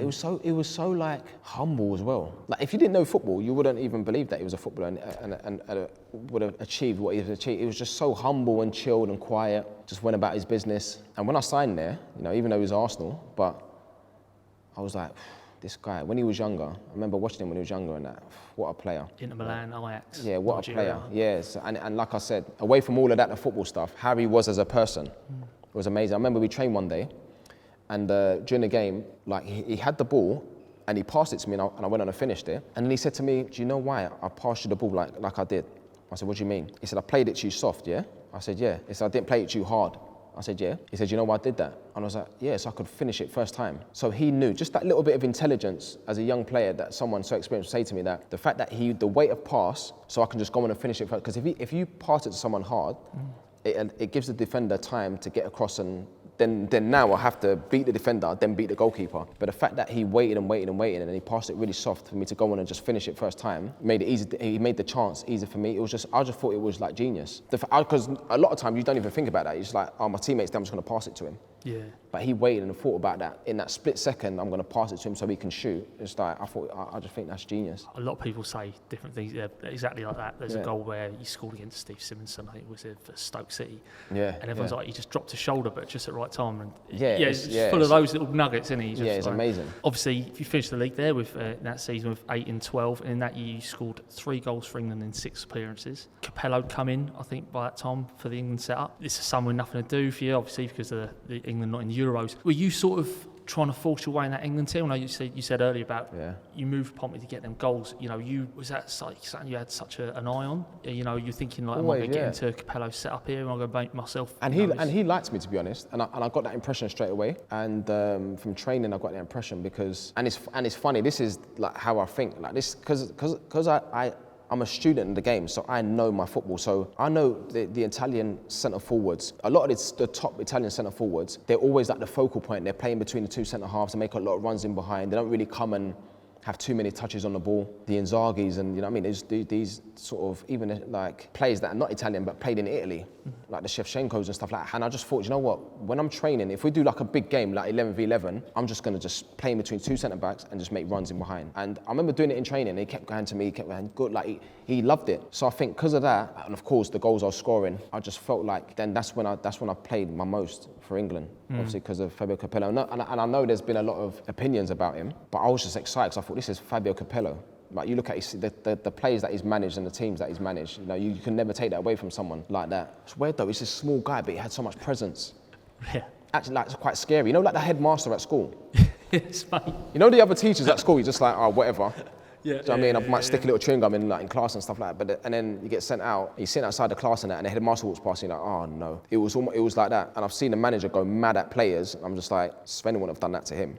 Yeah. Like Ashley Cole come on the coach with slippers on. Everyone else has got trainers on, and he told him to get off.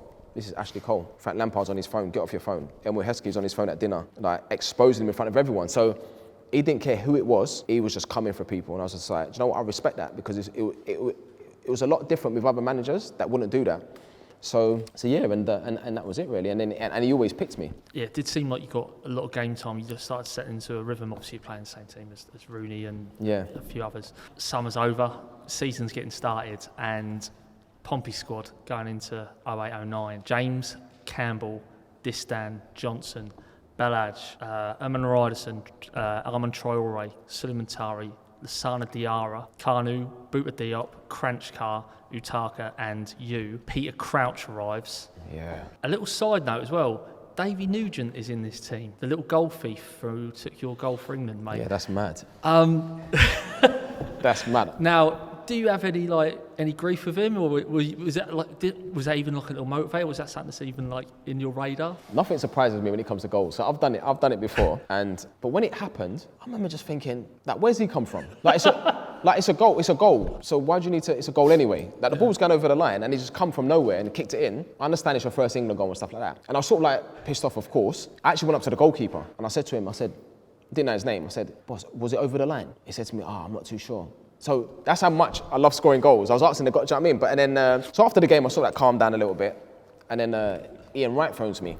You know what Wright is like? He's screaming on the phone, like going mad. Like so now I'm wound up again, and Nuji's sitting over there. So, you know what I mean? And the boys are looking at me, laughing. Yeah. But yeah, it was just. It's one of those things that always comes up. And yeah, I mean, it was his first England goal.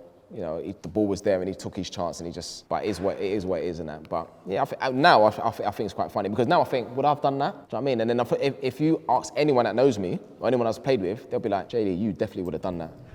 So it's not much I can say. No, that's good. I just wondered if it was like something like a motivation thing. You just look across the dressing room going, yeah. You know, like I can't believe it. We're going to Europe via the FA Cup win, fantastic. We're going into play Guimarães, 18th of September. It's an early evening kickoff on Channel 5. Like this for us is just dizzy height stuff I can't even imagine. I don't even remember the preparation leading up to that. Like, what was sort of Redknapp doing with the squad? Was it just trying to talk us through that sort of week, that build up in that game?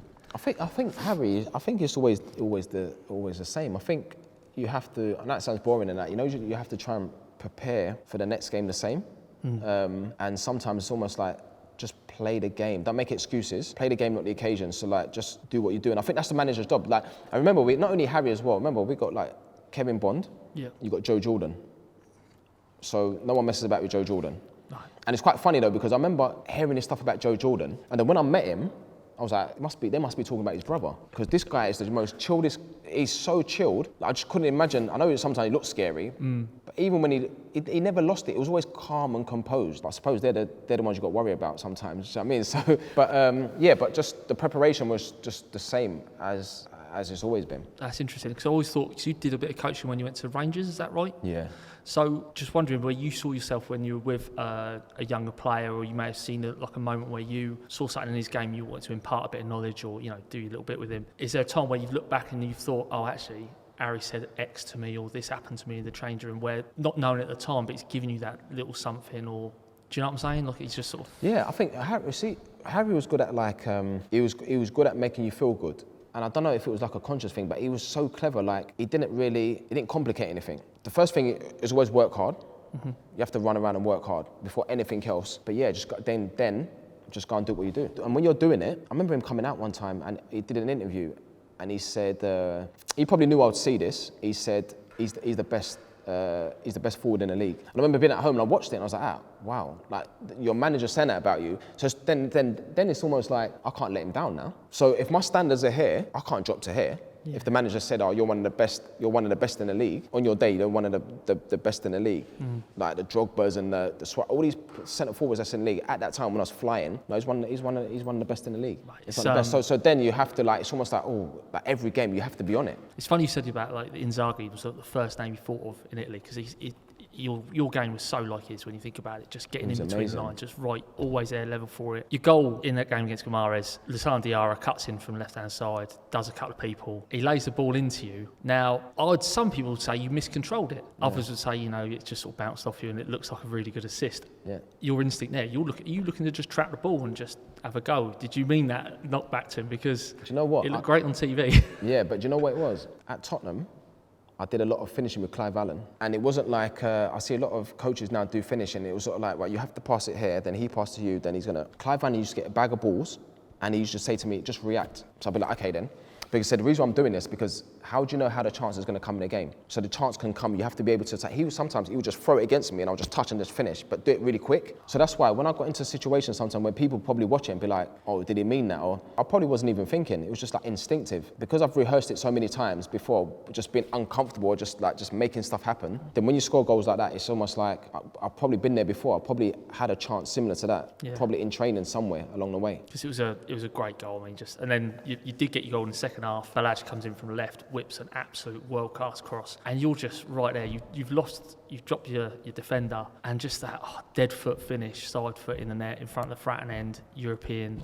I mean, what was that like? Yeah, and the European nights are different, aren't they? Any club, you talk about the European nights under the lights, it's completely different. But even with the chances and that, it's almost like, and sometimes the easy ones are the hardest ones because you have to just concentrate. You have to concentrate on the contact. You have to really concentrate on the chance and making good contact on the ball. But yeah, I mean, any goal you score is special. But yeah, under the lights in the European competitions, just like it's extra special. It was good. Obviously, went away to Guimaraes in the second leg of that one. Close run thing, 2-2, took it extra time. Crouchy gets in and gets 2 goals. I mean, 3,000 Pompey fans. That was mad, isn't it? Yeah, we'll never do that again. Yeah, that was crazy. You never know though. Football, innit? I mean, you never know. So, 26th of October, like say, you're waking up in a hotel room. And Harry's off to Spurs. What was it like in the dressing room at that time? Was the team Bebo going mental? Nah, because MySpace kicking off. Nah, because you know what it is with football. I think it's just part and parcel. Players are probably used to it. Like you think about those players in that change room, the senior lads, and they've probably seen a lot with managers come and go. Of course, you're going to be a little bit surprised because the way it happened, and it was almost like, oh, that is just gone, sort of thing. Everyone was probably shocked at the club. But I mean, you were like the tip of that spear. Do you know what I mean? Yeah. You everyone knew you were the main man. Like yeah. Everything was focused about getting that ball to you in a good position, getting the goal. Harry was the organiser of all of this. Yeah. And for us, I mean, we knew there was stuff going on behind the scenes. Yeah. Did that ever drip through? Were you, as a player, were you getting that? Or was that just? Nah, honestly, you see, with players, I mean, I can speak for myself in that, but I don't think you can focus on anything else because when you play right, there's so much pressure. You can't think about anything else. I think mentally you have to be in the right place to cross that, to be out there and play at the top level because the demands and the expectation and the pressure. Any club, doesn't matter what club you play for. If you play, I just feel like if you play sport at top level, you can't be thinking about anything else because it affects your game. So even though there's stuff going on in the background, maybe the captain normally probably knows more. But even though there's stuff going on in the background, I just think as players, you're there to do a job. You're there to do a job on that. So I think you just have to focus on that. That's good, mate. You hear a lot of players say that, and it must take quite a lot of mental toughness. So fair play. Obviously, you missed the Milan game, biggest night at Fratton Park, and you're out for 6 weeks or so with a bit of an injury. Come back, and you miss a pen against West Ham. Was it West Ham? Yeah, we lost 4-1. West Ham missed a pen. Would have been your last goal. And actually, if you got that in, you got 17 in 36 appearances for Pompey, which is 2.1 goals per game, or games, you know what I mean? Yeah. It would have been a 1 in 2 sort of thing with that goal, mate. And actually, that would have been your highest top flight. Who was in goal for West Ham? Robert Green. That's why he used to wind me up when we go away with England, with his funny fingers. I scored a couple pens past him and that. That's why he used to wind me up. Me and Sean, he was so different, Yeah. You're on a plane with England and you get players that are listening to their music or winding people up and stuff like that. Yeah. Wayne Rooney, trying to do things to people when they're sleeping, messing about. And then you got Robert Green reading this book, whatever it is, and that, and just in the corner of his glasses on. It was just so different. We used to wind him up and that. But yeah, I remember that now. But I don't know. To be fair, if you miss a penalty, if it's against a top goalkeeper like him, because he was unbelievable, to be fair. On his day, he was top. He was a top keeper. Oh, well, mate. I mean, it's a bit of what could have been. Sold you back to Spurs, Daniel Levy's worst bit of business. He lost £8 million to give us a load of goals and great memories. But, yeah, it was absolutely, I've got to be honest, mate, it was, we felt like losing Redknapp was one thing, and we all just knew he was going to go, but we had no idea that Tottenham had got a bundle deal. Yeah. I don't know, do you know what, sometimes, even though players get a lot of stick in that, but sometimes, obviously you're a Portsmouth fan, and sometimes I say to fans, if you were me, or for example, if it was your son, for example, and he had a chance to not only go back to the club that he was at before, that he loved playing for and didn't really want to leave, and obviously the manager and Harry's gone there, what would you do in that situation and that? Because even though I was at Portsmouth, it was an unbelievable team, but sometimes in the moment, when you look at certain things, you think it actually makes sense to go back, and that was it really. Because I think with a lot of players, when you move, it's never a case of, I hate this football club, I just want to leave. Yeah. Because actually you're leaving a lot of your mates. Did you live in town, or were you able to come down and commute sort of things, or was it you? Yeah, I commute a little bit, but then a few days I'll be in the hotel. Yeah. I think a few of the boys were in a hotel. Yeah, I've been in a hotel and that. But like I said, the time at Portsmouth I loved it because I was playing with top players, European football, and obviously the boys won the FA Cup. To be around that was good. That's fair enough, mate. It's the last thing that just sort of, for me, wound me up. And then when you left, and obviously you scored against us in that game, and you really, I mean, you must have been really happy. I can understand that from how you speak and stuff, but I mean, it felt like you were about to physically explode. I mean, that's what I felt like. Yeah. Honestly, I felt like I had about 25 espressos.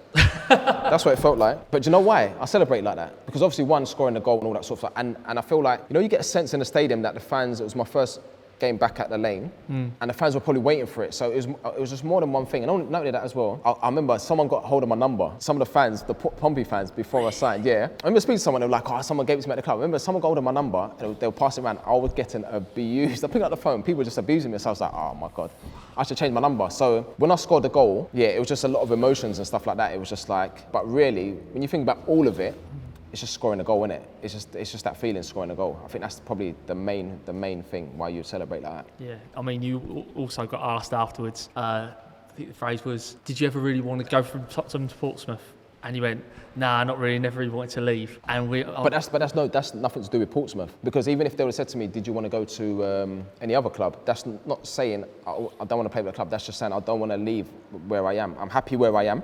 Yeah. But obviously I had the issues with the manager one day. It wasn't an issue, but I just felt like, you know, I weren't playing. Yeah, so it wasn't a case of, no, I don't want to play for them. It was just a case of, no, actually I'm happy where I am. I didn't want to leave in the first place. That's fair enough, mate. That's fair enough. That's me done, mate. Jermain Defoe. Cheers. I left Spurs, had a spell in Toronto, which was amazing, by the way, for a year, and then I signed for Sunderland. How you doing, my man? My name's Dylan, and I'm a Sunderland fan.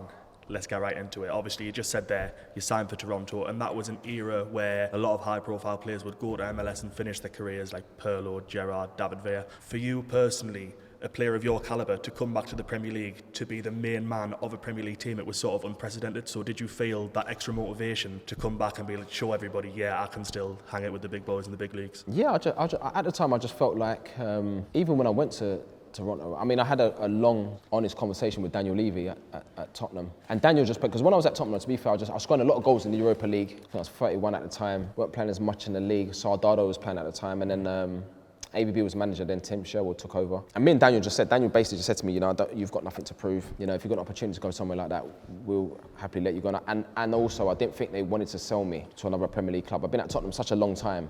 So decided to go. But when I was there, I loved it. You know, I was grateful for the opportunity. It was different, but it was good. But I just missed the Premier League. So to get an opportunity, when Gus Poyet messaged me and said, have we got a chance? I thought about it, and I thought, because I spoke to Darren Bent years before, and I remember Benty saying to me, he said, Jay, this club is crazy. Like, if you score goals as a centre forward, Kevin Phillips, Ben, all these centre forwards that have scored goals, you just loved. And I just thought, you know what an opportunity to, again, come out my comfort zone, go to the North East, and hopefully, you know, do well and score goals for such a great club. And then when you came back, if there was any doubt from the outside that you still had it, you put that to bed a few weeks later with that goal in the Tyne away derby. I'll not make you hammer on about it too much, because I know you probably get asked every other day. But that goal, when you scored, you were quite visibly emotional after scoring it. Where do you rank that goal in terms of moments in your career? Yeah, in terms of like technique and best goal, that's the best goal I've ever scored, like in a Premier League game, because I think it's just a hard skill to do. Yeah. Like, to hit a volley like that outside the box into the top corner, like it's such a big game as well. Yeah, with your weak foot. Yeah. The magnitude of the game. If someone would have said that to me before the game or leading up to the game, I'd be like, nah, that's just too good to be true. Like, maybe I'll score, but like not like that. With my weak foot outside the box, like a left foot volley, no.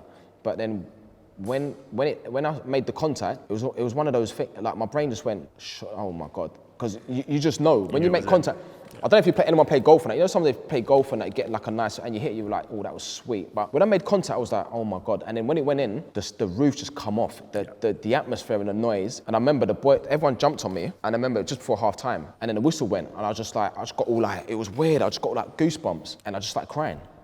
And it was just like, yeah. So when people say to me, what does that goal, how much does that goal mean to you now? I said, well, do you know what I mean? If you cry on a football pitch, like, that's how much it meant to me.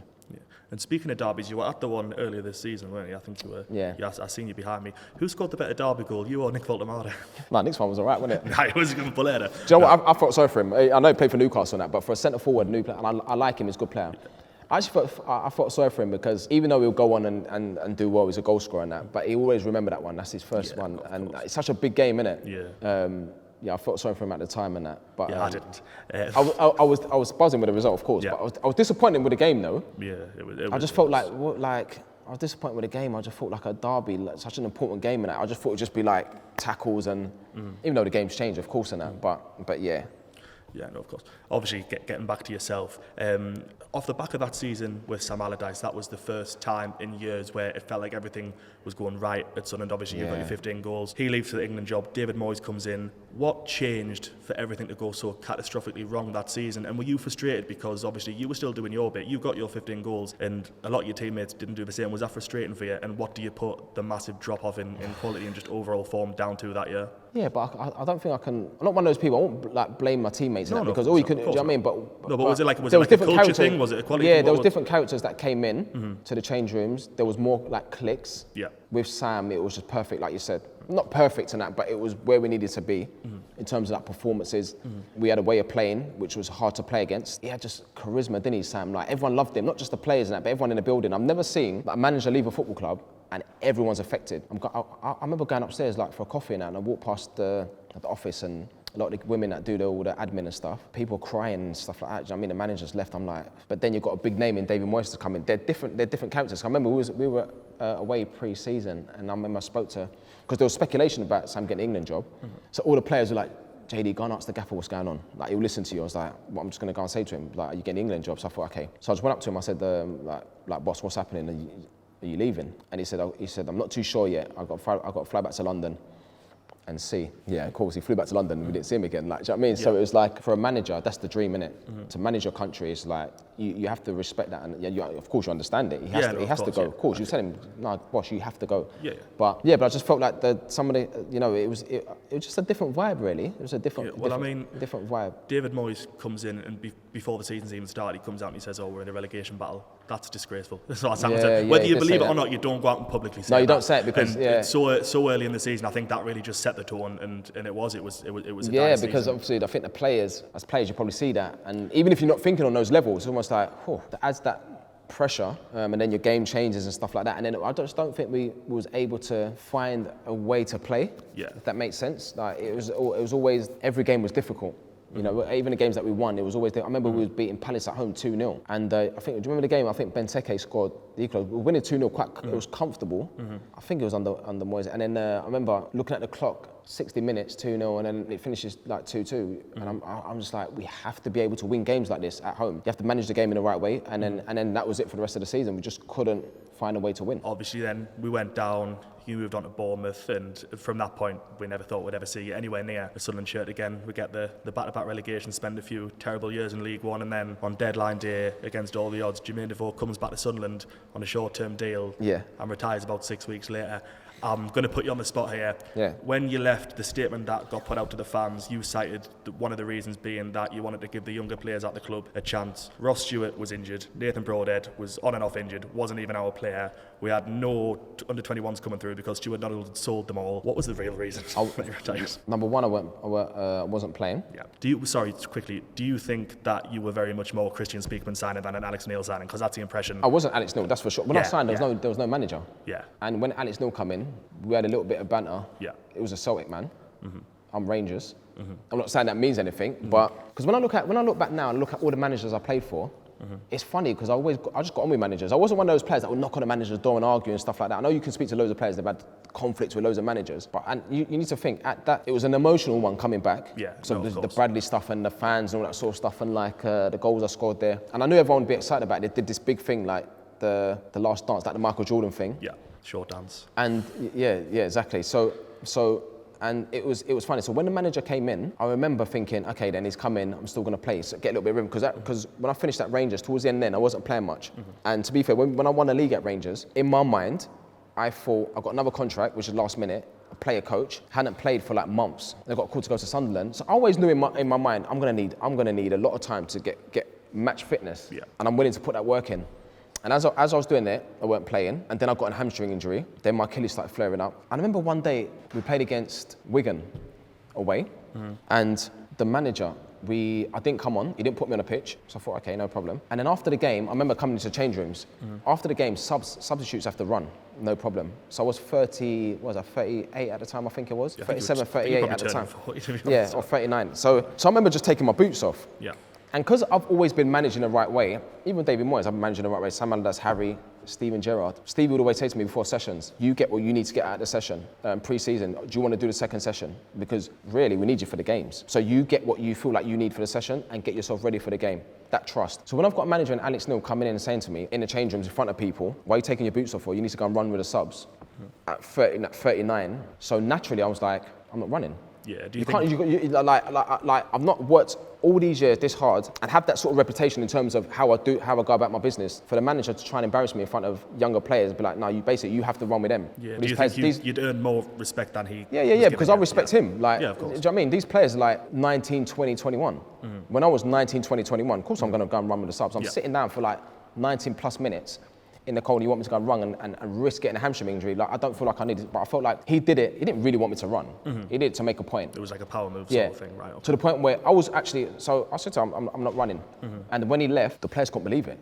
They said to me, they were like, why is he trying to get you to run? That is crazy. They said, that's mad. I remember I went in the next day and then we was doing like a 5-a-side. I remember, because I came back from a hamstring injury, and it's, when you're that age and you've got no rhythm, like my body, and when I came out and I said that statement about younger players, I remember being just in and around it, and and at the time I just felt like, because of my name, it was almost like, because of what I'd done before, it was almost like, even if I was not at that level, they just wanted me there anyway, sort of thing. So I just felt like I was just blocking the way for other people. Because I thought, if I'm not enjoying it anymore, I'm not really playing, me and the managers not really respect me in that way. There was other things that I wasn't happy about, that was nothing to do with me, but I knew there was changes at the football club at the time. But I'm going around speaking to nutritionists, I think the players should have this. And I understood that this ain't the Premier League anymore. The budget's different. When we travel down to London on a Friday on a train and the boys have lunch at 1 o'clock, can we have snacks at 4 o'clock? Then can we have the meal at 7 o'clock? And then can we have snacks at 9 o'clock? So then you're giving the players best opportunity to go and perform tomorrow. And then we've got no excuses. But so when I'm seeing all these things, that maybe I should have been like, do you know what? So when I'm seeing all that stuff, all these little things, I thought, it's like, it's not how it should be. Yeah, it wasn't the club that you remember from your first yeah, and it was quite tough for me. Like, I knew it'd be different, but there was little things that I'd see and I'd be like, I don't know, like it should be a lot better than this. And to be honest, because I was thinking about, like I said, when I was at Rangers, because I knew I was coming towards the end, I remember I sat down and because I had the player coach role before the Sunderland thing, so it's almost like going from making that transition in your mind to becoming a coach and doing your coaching badges, because I started my coach badge at Rangers, so all of a sudden, like being a player again, it was, for me, it was just so difficult to process everything. And then I thought, you know what, for many reasons, I phoned my mum. I said, Mum, I just think I'm done. Like, I think I'm done, to be honest. And I spoke to Gemma. Yeah. And there was other little things in the background in terms of the charity. Me coming back and doing stuff so that the charity benefits. Yeah. And there was a lot of things that didn't happen. I was like, this is more than just football, because this ain't the same Jermain Defoe that you got when I was 31. Like, I'm 39. But there was other things in the background I just wasn't happy about. And I just thought, you know what, I believe in my heart I'm doing the right thing. Yeah, of course. I always got the impression that there was maybe a bit more to it than we got told when you left. Just a couple more questions. In the time since you've retired, you got very heavily linked with the Sunderland job at one point a few years ago. I remember you put a picture on your Instagram story, you and your suit, your red and white tie. Was there ever any truth that you threw your hat in the ring? And if so, did those sort of talks go any further? There's no talks. But sometimes in life, you've got to, like, when you're waiting for the opportunities, sometimes someone said to me before, sometimes you've got to go and kick the door down. Yeah. Do you know what I mean? When you want something. And I don't mean physically kick the door down, but I mean, when I was a young player in the youth team at West Ham, and the manager's watching the session, I have to score more goals than Paolo Di Canio or Kerry Canute, or I have to show the manager that, yeah, even though I'm 16 years old, but I'm capable. So sometimes, it's no different to like when you do your coaching badges like everyone else, and when people get linked with jobs, sometimes you've got to go and kick the door down. Because people might say, oh yeah, but you're not experienced to manage Sunderland. Yeah, you're just there as a player, but you're not experienced. But okay, if I'm not experienced, then give me the experience. How do I get the experience? Or allow me to have a Paul Bracewell that's got the experience, that's got the affiliation with the club. So that was it really. But of course, I mean, if something that would have happened, it would be a dream to manage a club that you've played for. Yeah, no, definitely. Granit Xhaka, when he signed for Sunderland, cited a conversation with you as one of the contributing factors to him coming. What did you say to him in that conversation? I was just honest, to be honest. I just went from my own experience, because I met Granit on my A license. He was in my group. Yeah. A really good guy, humble man, leader, and he messaged me. He said, have you got 5 minutes? I said, yeah, no problem. And yeah, we just had an honest conversation. He said, I got a chance to go into Sunderland. I was like, wow. I said, you'll love it. And I just said to him, I said, when it's going well, I said, what a place to play football. I said, and what you would bring to that change rooms for the younger players with your experience and what you've done in your career. I said, I think it would just be the perfect match. And then he started speaking about places to live and schools and all that sort of stuff. And I actually messaged Alan Shearer's daughter Chloe, because she does all the soccer age stuff. And I said, can you give me some recommendations for like schools and stuff like that, because I was up there years ago. And then she gave me a couple places and places to live, and I messaged him, and next thing I know that it was done. And he obviously said it in an interview recently. But yeah, I was just honest. I said to him, I said, you'll love it, and the impact that he's made is just unbelievable. No, it's fantastic. Right, finally, I can't be sitting talking to you and not touch on your relationship with Bradley. Yeah. The time that you did get to spend with him, how did that change you for the better as a person? Yeah, I think it changes you, 100%, because I think when you're playing football, you're just playing. You of course you understand that you're a role model, and there's a lot of people that like look up to you and that. But then when you go through something like that, it's a lot deeper than okay, you're just a role model. Nah, there's a young kid that just loves you, basically. Like, I used to speak to Gemma, and then she would say to me, like, there would be times where like Brad's in the hospital and he just wouldn't eat, and he's frustrated and he wouldn't eat, probably in pain and stuff. And then all of a sudden I walk into the room and he's just full of life. And then so can you imagine? So she's saying this to me, and I'm just smiling and being, oh yeah. But then I'm going away from it thinking, but why? Because this could have been anyone. Because when I first went to the hospital, it was me, Seb Larson, Vito, and John O'Shea. So Shay's. So when we were there, the first time I met Brad's, I remember they went. So because Gemma was like, oh, the boys have got a game tomorrow, they're gonna have to go, Brad's, and he was a little bit like, So when they walked out the door, I was on the side like this, and the bed was here, and then Bradley he went like that onto the bed. So I thought, okay, I'll sit on the bed, and then so I sat on the bed, and he put his chest on me. So he put his head on my chest, and then he got like a blanket, and he put it over him. And then Gemma, I can see Gemma and Carl, the faces, I could see it, and he just like fell asleep. I think Gemma looked at him and thought, like, this is powerful. This is genuine. And that was it. So it went from then, and I'll go to his birthday parties, and of course the inevitable was, we knew that was going to happen. But at the same time, all the good memories that I had with like just being around him, because I knew that when I was around him, like, he was happy. Yeah. And I bet you're so proud now seeing all the good work getting done in his Yeah, name and it's still. amazing. Yeah, and it's amazing. But one of the best things, or one of the most powerful things I've seen was, and it was tough when he passed, but at the funeral to see like Sunderland and Newcastle fans with their shirts on, standing side by side. Yeah, that's beyond football. And the fact that he as a 6-year-old, no, it was because of him. He done that. It was amazing to be there and experience that. But at the same time, like, it was just hard when it happened. And then obviously now Gemma messaged me yesterday, and she's had another child, and she sent me a video yesterday, right, of her daughter. It was crazy. Like, Harold's Gracie, and she was singing the song before the game the other day. She was singing the song with so much passion. She knew all the words. And I looked at it and I said to Gemma, I said, you know what? I wish that she'd seen me play. And then she said, you know what? She would have loved it and that. But the family just love football. Yeah. They love football. They love Sunderland. And to be amongst that family, for me, it was just special. Even though it was hard towards the end, but it was special to still be involved in the family. Yeah, that's lovely. Thank you for sharing that, and thanks for taking the time to speak with me. No problem. And finally, I moved to Rangers. Jermain, how you doing? How you doing, mate? Yeah, all the better for seeing you. I'm Andrew, and I'm a Rangers fan. Jermain, before we start, thank you for 55.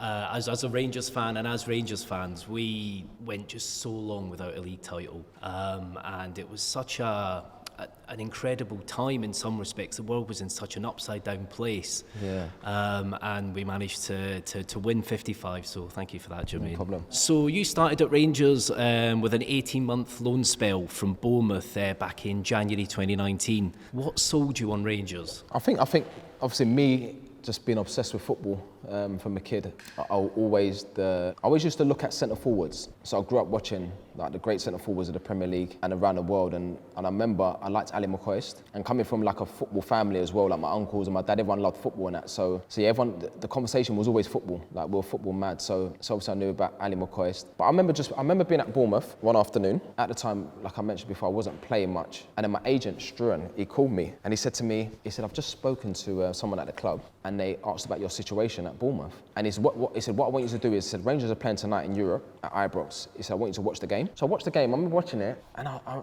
just remember thinking, like, wow, like the atmosphere. I was like, because I always knew Rangers, like, it's a massive football club. And I remember watching the game thinking, it's amazing. And then after the game, Struan phoned me. He said, what do you think? I said, Struan, I know it's a big club anyway. He said, but what do you think? Would you come? Obviously, like, they'll speak to Bournemouth and that. I said, 100%. I said, of course, to get an opportunity to play for a football club like that at the back end of your career, to find that sort of hunger and fire again, I said, it's true, 100%. And plus Stevie's there, and I knew the club, that next league title was the big one. I knew that, so I thought, cool, what an opportunity to do that. So I spoke to Bournemouth, I spoke to Eddie, and Eddie said to me, he said, you've had a great career. He said, I'm not going to hold you back. He said, I don't want to be that manager, going somewhere else and enjoying your football again, so we're going to allow you to go. So I was like, okay, no problem. Then Stevie flew to London. I met him in a hotel in London, and he did like a presentation. This is how we want to play. This is what managers do. He spoke about Alfredo, the nutter, the maverick, but what a player, goal scorer. And Steve actually said, he said to me, he said, you'll be able to help him with your experience and stuff. I thought, yeah, because especially when you come to that age, it's a lot of time you get to the back end of your career, and then of course the football is important, but then if you can help someone else, it's always good. And then he said something to me when he left, and I was like, I thought about it and I was like, wow. And he said to me, he said, I would never ask you to do something like this if I wouldn't have done it myself. He said, I would have done this, the back end of my career, if I had an opportunity to come to Rangers, he said, I would have done this. And he said, this is the nearest thing you'll get to Liverpool. He said, that's how I feel, in terms of the size of the club and that. He said, and when he said that to me, and I know how much Liverpool means to him, and I was like, wow. And then fast forward a few weeks and that, and then I was signed, and I went to Tenerife, I met the boys, training, come up from training, and there's like 100 fans in Tenerife watching us, and they're getting the shirts, and I thought, wow, this is crazy. And I flew back to Scotland, to Glasgow. I was in my hotel one night, and I thought, you know what, I was so desperate to see Ibrox. I'd played there for Tottenham pre-season game, but I can't remember, this was years ago. So what I'd done was, I got a taxi to Ibrox, and I thought, I'm just gonna go in. So I walked in, I said to the receptionist, I said, would I be able to look at the pitch? And they were like, yeah, cool, no problem. So I remember I walked out, I put it on my social media, but I put it on my social media when I got back to the hotel. So no one knew I was there, it was quiet. The streets were quiet. So as I've walked in, I walked out to the pitch and I just looked around and I was just like that. Because you know, unless you've been there, you know when you walk into Ibrox, you can feel the history. Yeah. Like, you can feel it, like, it's crazy. So, and then when I walked out, packed, all the fans, and I was just like, how do these people know I'm there? And it was just the craziest thing anyway, signing the shirts and that. And I just felt this like fire inside me. I just couldn't wait to get started and that. So that's how it all come about. And yeah, I mean, the rest is history, but it was, from the beginning, I was just so excited. Some good advice from Eddie Howe there. I like him even more now because he rejected Celtic as well. So yeah, I'm exactly. Liking him quite a bit actually. So were there any other teams that might have been in for you at the time? Was there anybody else? Yeah, I think there was at the time. There were teams, but Watford. There was a few teams, but then I thought, this just makes sense. You know, this makes sense. Going to Rangers, a massive club, and not only going there, but going there and hopefully making an impact. And coming away from it with something special. Yeah, definitely. Was it hard adapting to Scottish football at all? Did you find it very different because you've played in the Premier League? It's the biggest league in the world, and then you're going up to play Livingston, Hibernian and AstroTurf pitches, carpet pitches. I think, you know what, you just got to embrace it. I just loved it. Obviously, I knew I went up to Scotland with like a big reputation, all that sort of stuff, but you just try not to think about it. Because I always feel like I've got something to prove. It's weird. So even when I went to Rangers and I'm training, I just felt like a little kid, like I need to prove to these players that have probably watched me how good I am. I need to prove to the Rangers fans how good I am. I need to prove to the chef and the people that work in the kitchen. I need to prove to Jimmy Bell, who's like an iconic figure at the football club, how good I am, because he's come across some amazing figures at the football club, like McCoy, Gaza, all these great players that play for that club. I need to prove to the players I'm playing against how good I am. We played against Kilmarnock and what's his name? The centre back. Joe Worrell? No, because we played. Oh, the Kilmarnock centre back. Yeah, Killy at the time, is he at?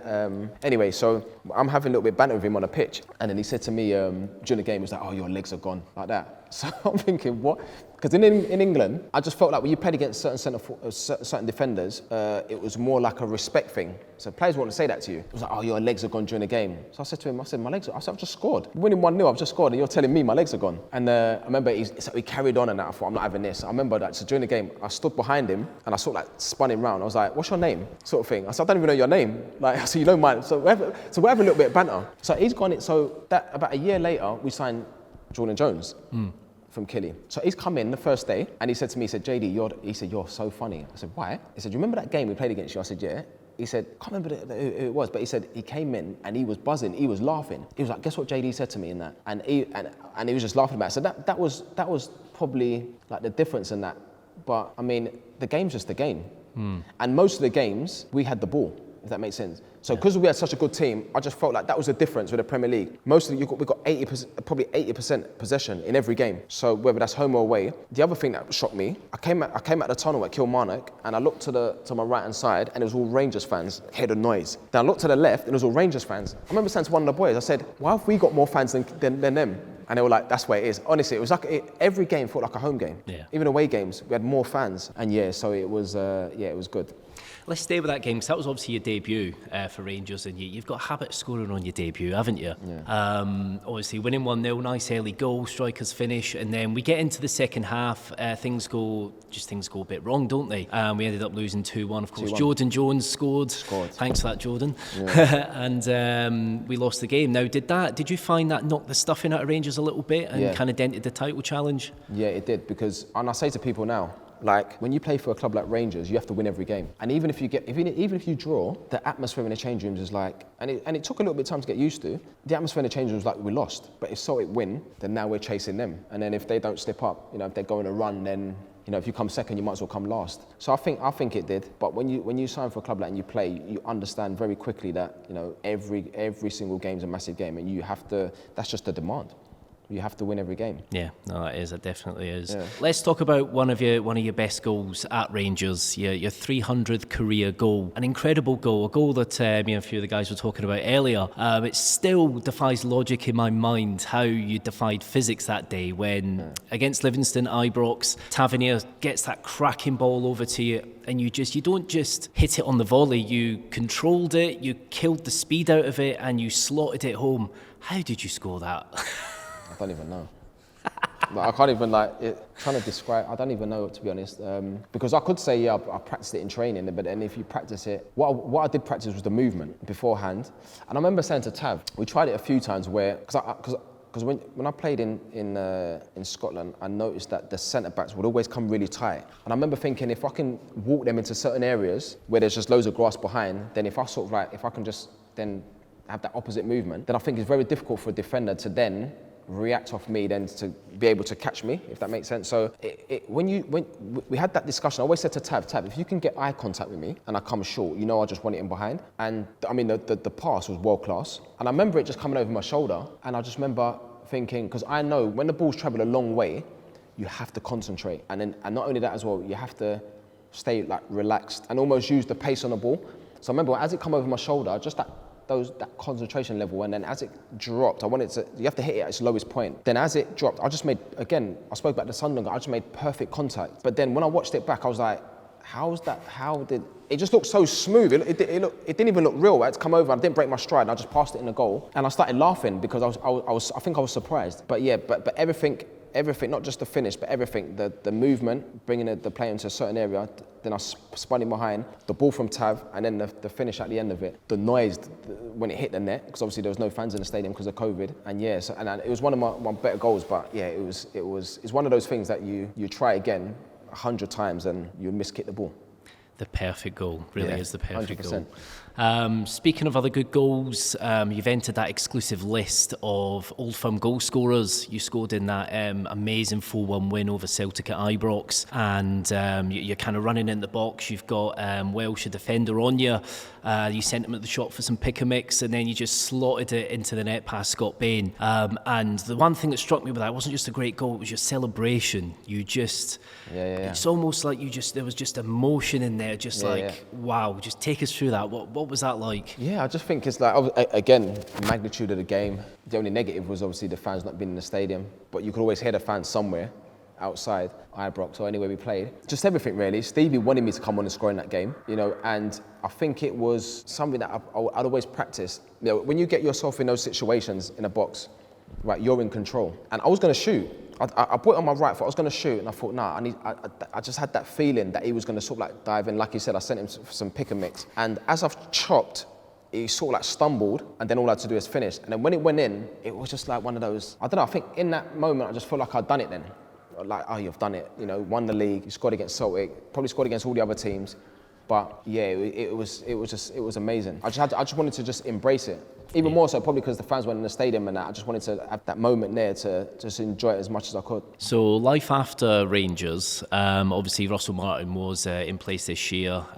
He was relieved of his duties kind of not even midway through the season. And there was obviously talk of Steven Gerrard coming back to the club. There was also a link with yourself as part of the coaching setup. Was that true? Was there any interest in yourself in a coaching setup at Rangers? You know what? I think it was one of those ones, really. I think because I had that discussion with Stevie when we won the league, and I got because people don't know, when we won the league that year, and I remember I scored against Celtic, and it was almost like like an identical goal, similar against Aberdeen last game of the season. I come inside, and then, but up until that point, I knew weeks before that wasn't signing a new contract, because obviously we brought in wanted Fashion Sakala, who was young, especially with European football, more legs and all that sort of stuff, and that's just normal. It happens to every player when you get to the back end of your career. So when we won the league, I thought that that's me.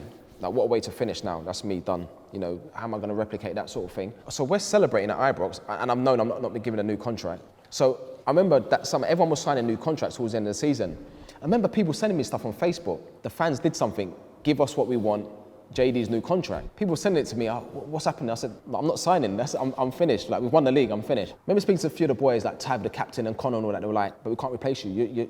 You're how many goals have you scored? It doesn't matter how old you are, you're still scoring goals, you're still sharp and fit, and you train every day, and you're still, so I was like, okay then, they said, go and speak to the manager. So I'm not gonna speak to the manager, because there was times where I wasn't playing every game, but I'd come on. Steve would do this thing where there'd be 20 minutes, and he'll be looking for it, and he'll call me, and he'll be like, go and get your numbers. So that means just keep scoring, because come the end of the season, if you score 20 goals, you don't have to, people are not going to say, oh, you, like, yeah, but you only come on for 15 minutes. Just score 20 goals. 20 goals is 20 goals. So he'd always say to me, go and get your numbers, even if it's 10 minutes. And I've done it a few times where I'd come on and score 2 goals. I sent Johnson away and other teams. And I remember we were celebrating at Ibrox. Everyone's had a few beers and stuff like that. It was amazing, the celebrations. And then the managers called me and said, the club have done a U-turn. They want to give you another contract. Maybe a few of the boys had a word and stuff. And what they'd done was they gave me sort of like a player coach. So I was exposed to the coaching because he knew I wanted to go into coaching after. Nice. So would you say now, winning the league at Rangers, was that your greatest achievement in football?